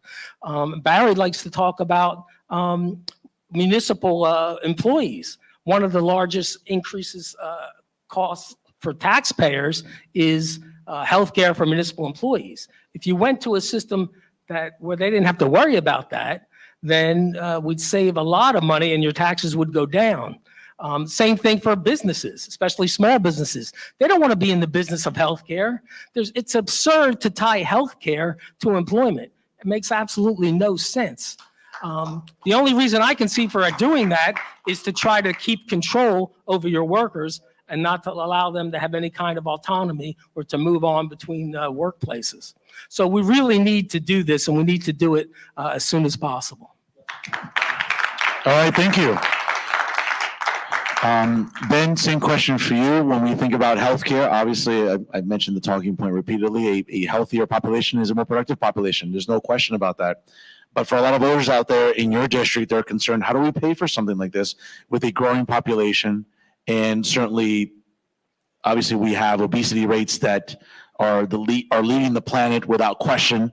We are looking at health conditions that, quite frankly, dwarf everywhere else in the industrialized world. When we think about healthcare, how can we really address it and be able to pay for it at the same time? 1 minute, please. Great, thank you very much. One thing I want to point out is that with a single payer universal healthcare system that Tom pointed out is that it would actually be cheaper for us to move to a system like this because you don't have insurance companies that are profiting off of acting as middleman. So I think that it's actually very necessary to move to a system of universal healthcare for everybody. And my mother actually works in healthcare, and if you're watching right now, Mom, hi. And she says that virtually everybody she works with agrees, and she sees it very clearly, the way that insurance companies rob people of their money just to figure out if something is covered or not based on these kind of draconian rules and pre-existing conditions and all of these things. Of course, though, if you really want to pay for any sort of social system, once again, you can look at the $850 billion military budget and start pulling out of that, because that needs to start going down. It needs to start going down soon. And that's not sustainable. Talk about inflation. A lot of it is coming from there. Very nice. Lily, 1 minute, same question for you. When we think about healthcare, we think about how do we pay for something like this? Certainly in smaller countries across the Atlantic, in Europe, 10, 15 million people, seems a lot more manageable. In a country like ours, where our population continues to escalate and boom, it may not be easy to manage a healthcare system. How do we go about that? How do we pay for it? 1 minute, please. Thank you. Okay. I think the first thing we need to do is to reduce the military spending to the minimum. And with almost $1 trillion, we could do a lot of things, right? And fix all these issues. But we have to see also that most of these situations, most of these problems are linked one to the other one. They're interconnected. So if we reduce the military spending and we have the Green New Deal and people get paid more money per hour than what we get now, you know, the minimum wage rise up, and they don't have to pay medical bills, right? And they can use the money to have to eat healthier, and people start growing their own vegetables, have their own gardens that will help a lot to improve our health, and we won't be bankrupt by medical bills as it happened to me before. Okay, so what else can we do? We can do a lot of things to if we get to the point that we have universal health care and we don't give the money to pharmaceuticals, and just a reminder that the pharmaceuticals are linked to Monsanto, and most of our foods are GMO, are genetically modified, so that makes them more unhealthy, and it keeps rolling. It's a vicious circle. Thank you very much. Folks, again, we are approaching, obviously, it's almost 9:30 here on the East Coast. If you're just joining us live, we're here live on the beautiful campus of the College of New Jersey for a special Green Town Hall with these 9 great candidates running for the House of Representatives in different congressional districts on behalf of the Green Party in 2024. Folks, like, comment, and share. We'll be wrapping up shortly here with one more issue and then our closing statements for the evening. Last category for everybody here, and it's an issue that's near and dear to my heart, and that's voting rights. But more specifically, how we vote. And as a conservative, I'm someone that has been really the only voice in establishment media, or any media, talking about why the hysteria about voter ID. I love the idea of voter ID. We need to present ID to do almost everything. You want to come to college here in Union, New Jersey, at the College of New Jersey? Well, you have to sort of represent who you are. Now, I understand that voting is ingrained into the Constitution. But what's the problem with voter ID? It seems to be a very divisive issue that sort of splits the right and the left in the current electorate. Here in New Jersey, I'll sort of put this out there and we'll sort of brainstorm a little bit among all of us. Here in New Jersey, if you operate a motor vehicle, it costs you $24 to renew your driver's license every 4 years. Okay? If you choose not to operate a motor vehicle, that's fine. You'll simply purchase an ID for $18 every 4 years. Of course, some talking points, some on the left will say that, well, okay, you know, it disenfranchises certain people. My answer is, well, if you save $1 once a month for 2 consecutive years, there's your $24. If you can't afford $24 in 4 years, voting is the least of your worries. So why am I wrong when I feel that voter ID is a good thing? You should be able to prove who you are. We have to prove who we are when we go to the bank, when we fly, when we go to school, a multitude of different things. Some are privileges. Yes, voting is a right. But what's the big deal with proving your identity? We have to do it with everything else. And again, why sort of the hesitation when, let's be honest, it doesn't cost a lot to get ID? 1 minute, we'll start with Mr. Forte. I'm fine with it. But like a social security card, why can't the government or the state provide it? Send it to us in the mail. Why does there need to be a charge for it? You don't get charged for your initial social security card. You know, the moment you're born, send them a voter ID card for when they turn 18 or 17 or whatever it is. Or just have it on the docket that you have to, all right, maybe you have to approach them on the computer and say, okay, this is my social security number, this is who I am, this is my own personal login, send me my voter ID card. Done. So if you want to do it that way, I'm good with it. But I think we're fixing a problem that doesn't really exist, because I think in this century alone, which is 24 years now, how many cases of voter fraud have we found? And I think the majority of the ones that we do find, which is a couple every election, are from Republican voters. So, you know, I think we're trying to fix a problem that doesn't exist. Okay, fair enough. Let's go to Thomas Canado. 1 minute. Same question. Why the big deal? Why am I wrong to want ID to vote? We need ID for everything else? 1 minute. Well, first of all, Bo hit it right on the head. This is a lot to do about nothing, because statistically there is no problem. But I mean, when you look back in the 60s, conservatives opposed the Voting Rights Act. And all these same issues popped up. There were Jim Crow laws. There's been a systematic attempt to exclude minority and black and brown voters from coming to the polls. That's what's behind a lot of these so-called voter ID laws. That's what troubles me.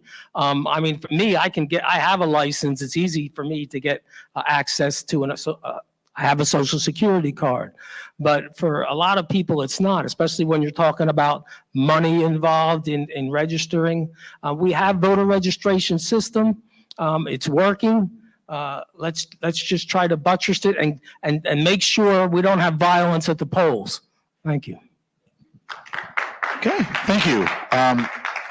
Christian, again, we need an ID to do almost everything, and proving your identity shouldn't be a bad thing. And if you can't afford an ID, again, you're in New Jersey, I just gave you the numbers, $24 every 4 years.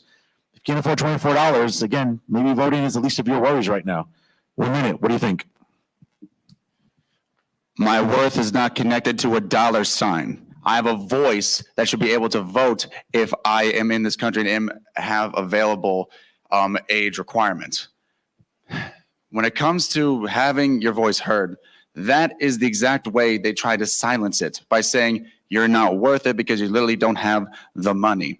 People have different ways of living and different circumstances, a lot of ways that are not supported by this country. And the reason of why that can be a lot of times we don't support people in the wealthiest country ever is because our priorities are messed up and we don't prioritize, particularly what you said, Black, brown, and indigenous peoples in this country.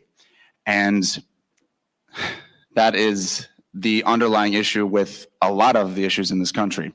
We can't just dictate our own worth and have that idea of ourselves based on our pocket and have the country reflect our opinions based off of how much we believe we're worth.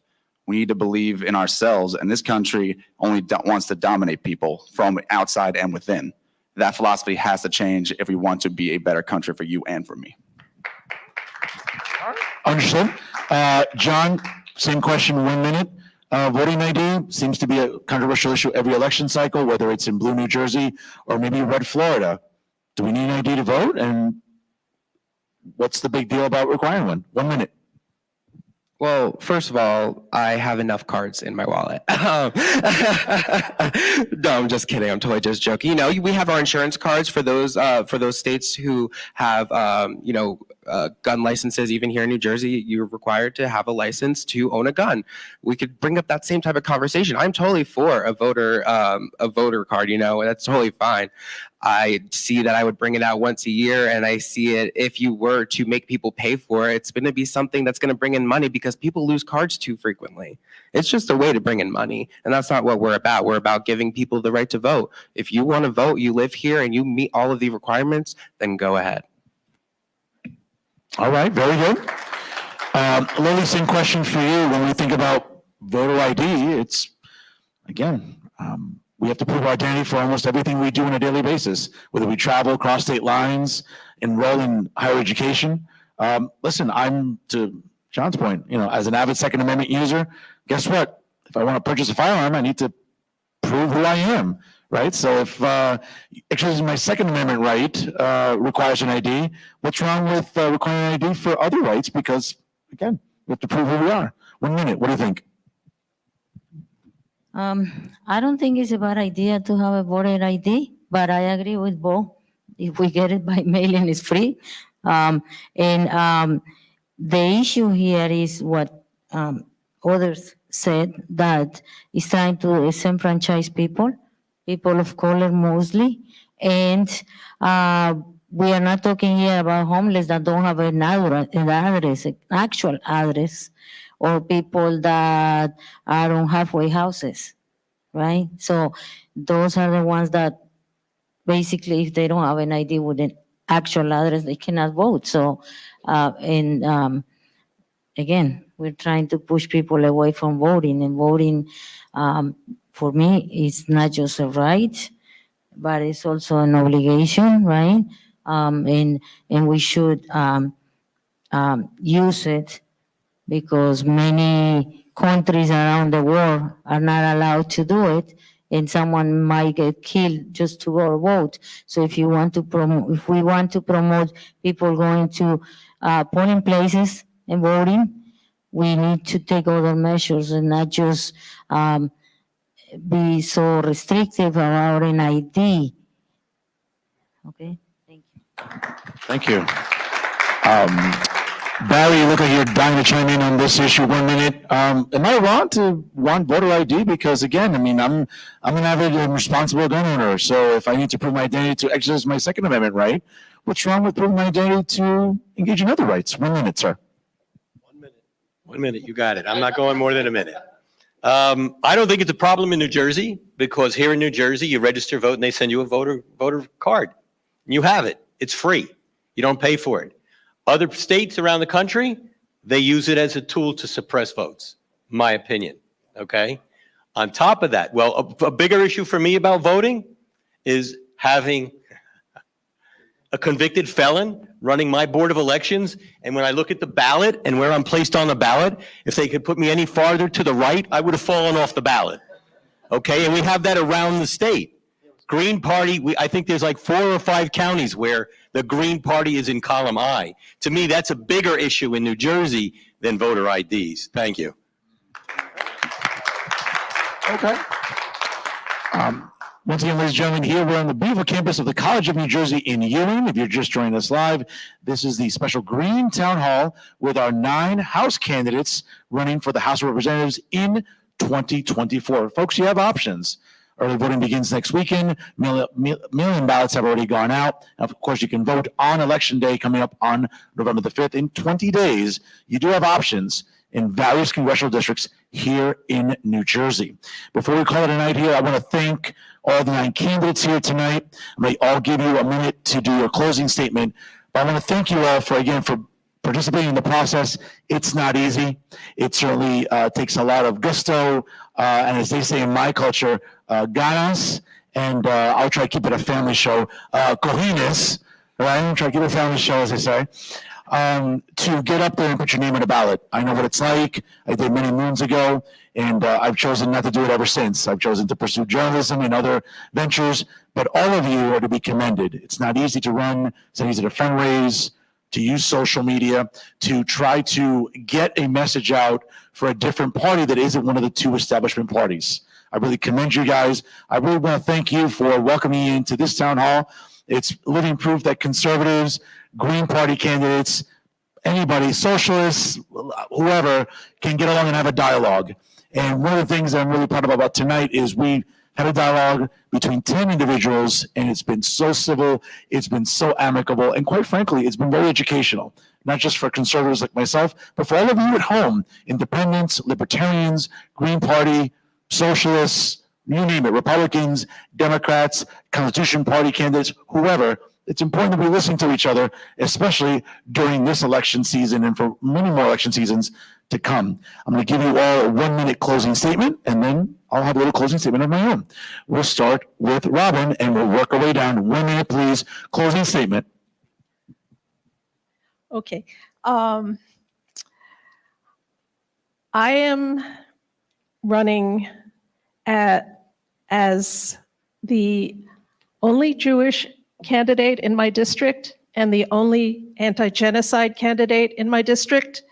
I am running primarily because that was the trigger for me. That was the thing that made me say enough is enough. We have a guy in office, Donald Norcross, who is violating his oath of office, which is to uphold the Constitution of the United States, and he has voted for every bill that silences speech, that he's proud of voting for the TikTok bill to try to censor TikTok. He's proud of voting to say somebody like me who's calling what's happening in Palestine a genocide, that saying that is anti-Semitic. And, he's outlawing speech, which is a violation of the Constitution. He's also voted to make draft registration automatic as soon as you turn 18. You don't even have to, male or female, you don't even have to go down to the post office to register anymore. He's building up toward greater war.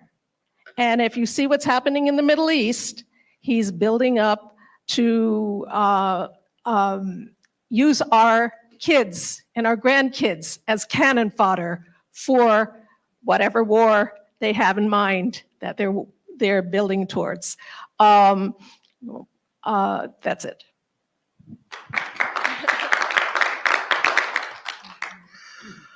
If you send me to the House of Representatives, I'm going to fight for you. I'm going to put people over profit. That's what it's all about. We don't have all the answers up here, but when you have certain principles, you can deal with legislation and do the right thing. We can't judge the economy by how well the 1% are doing in the stock market, but we should judge it by how the lower 30% are doing at the food market. We need to allow for regenerative farming. We need to provide incentives for organic farming and lessen our dependence on animal agriculture, which also people don't like to talk about it, but animal agriculture, it deforests, it adds to gas emissions, not only from the animals themselves, but what the production process in getting the animals to market. So we need to think outside the box. We need universal health care. Everything's related. We need a living wage of $25 an hour. We need to end genocide. We need to end forever wars. We don't need 800 military bases in other countries. We need to reprioritize and shift some of those resources over to the things that really matter, like forgiving student loan debt, forgiving medical debt, not because we're actually forgiving it, but because we're recognizing that the debt shouldn't have existed to begin with. So I'm asking for your vote to think out of the box and to reject the duopoly, which has failed us to this point. Thank you.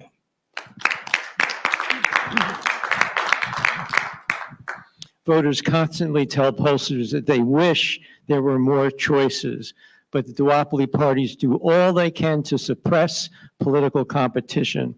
In all other democracies, the full range of parties enjoy public funding of campaigns, fair ballot access rules, adequate media exposure, inclusion in debates, and respect for alternative points of view. Green parties have a distinctive ecological ideology which resonates with a significant percentage of the electorate. Green politics has been able to grow to the point where there are green parties in over 90 countries worldwide.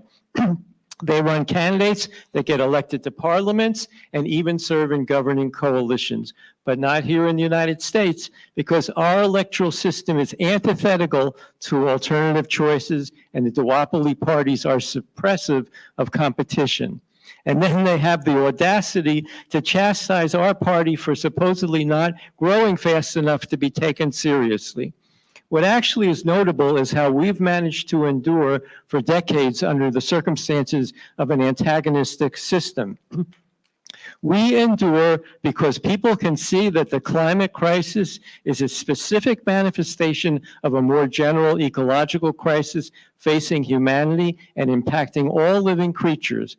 Scientists are warning about the rapid progression of a sixth mass extinction event. In his 2002 book, The Future of Life, Edward Wilson calculated that if the current rate of human disruption of the biosphere continues, 1/2 of Earth's higher life forms will be extinct by 2100. This is immoral in its essence, but it will also greatly affect the quality of human life.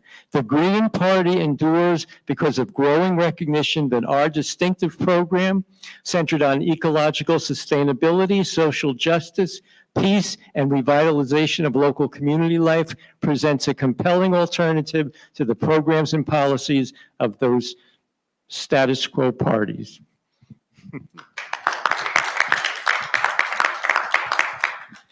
I don't think anyone, well, you kind of alluded to it, but I'm going to close with, we need to get the money out of politics. If you get the money out of politics, then the people that we elect and send to DC, of whom I'd like to be one, they're answering to the people and they're not answering to the corporations.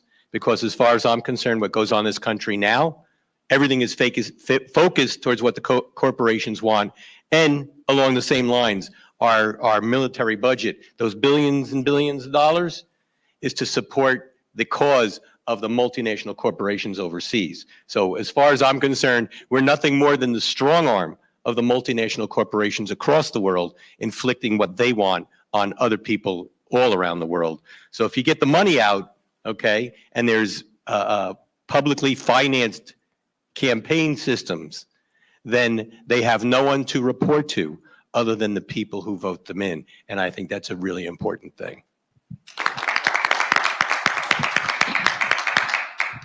I want to just thank Fernando again for doing this. Really appreciate it. I've spent some time with him. And to be quite honest, we are the Green Party, so Fernando was all we could afford. But I want to put the spotlight on the candidates. I've been running since March, and I think everyone here would attest that my journey has been pretty intense, between fights in the party, fights with the media. Hello, David Wildstein.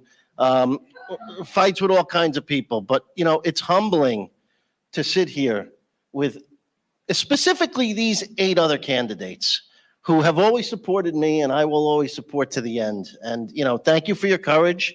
Thank you for doing this with us. New Jersey, you have a congressional candidate in every district. Give them a look, because these are regular working people who really want to make a difference for you. So thank you. If you really want to know more about me, just look for my other show with Fernando.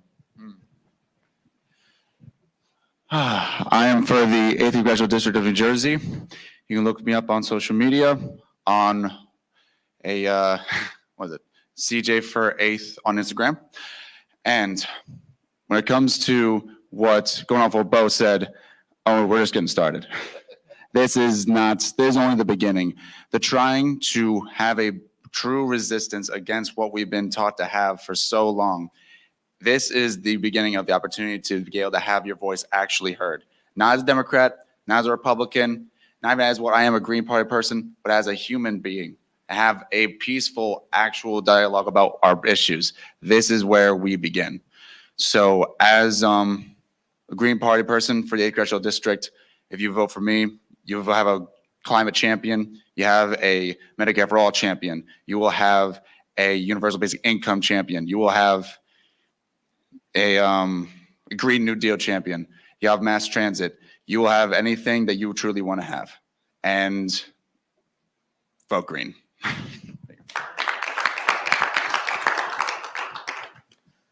All right. Thank you very much, everyone. It's Ben Taylor. If you forgot, you can find my website at benforcongressnj.com. I just want to say that it would absolutely be my honor to represent you in Congress. I feel that our district has been misrepresented for a very long time.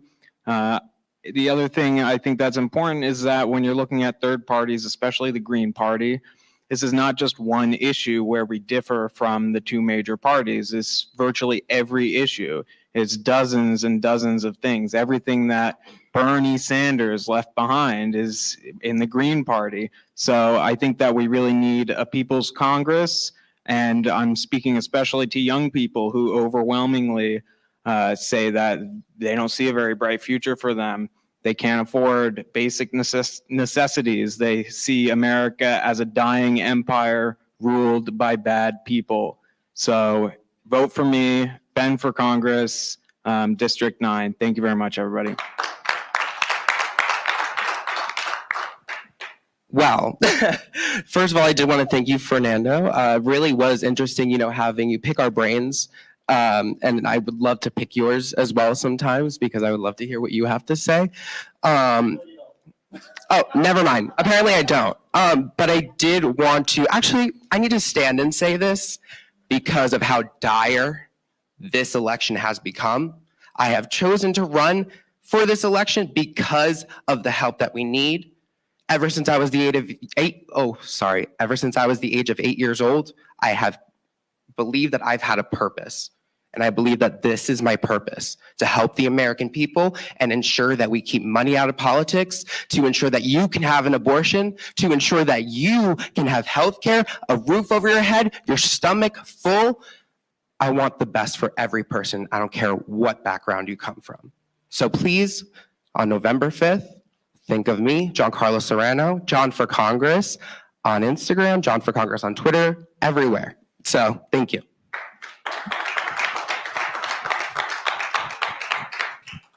Well, I don't know what else to say. Okay, I'm Lily Benavides. I'm running for Congressional District 11th.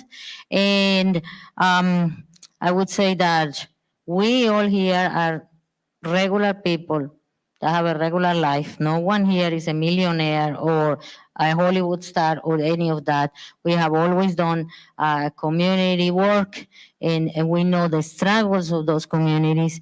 So I'm asking you to vote for us, for the Green Party of New Jersey, and also for Dr. Jill Stein as president and Dr. Rudolph Ware as vice president. Thank you.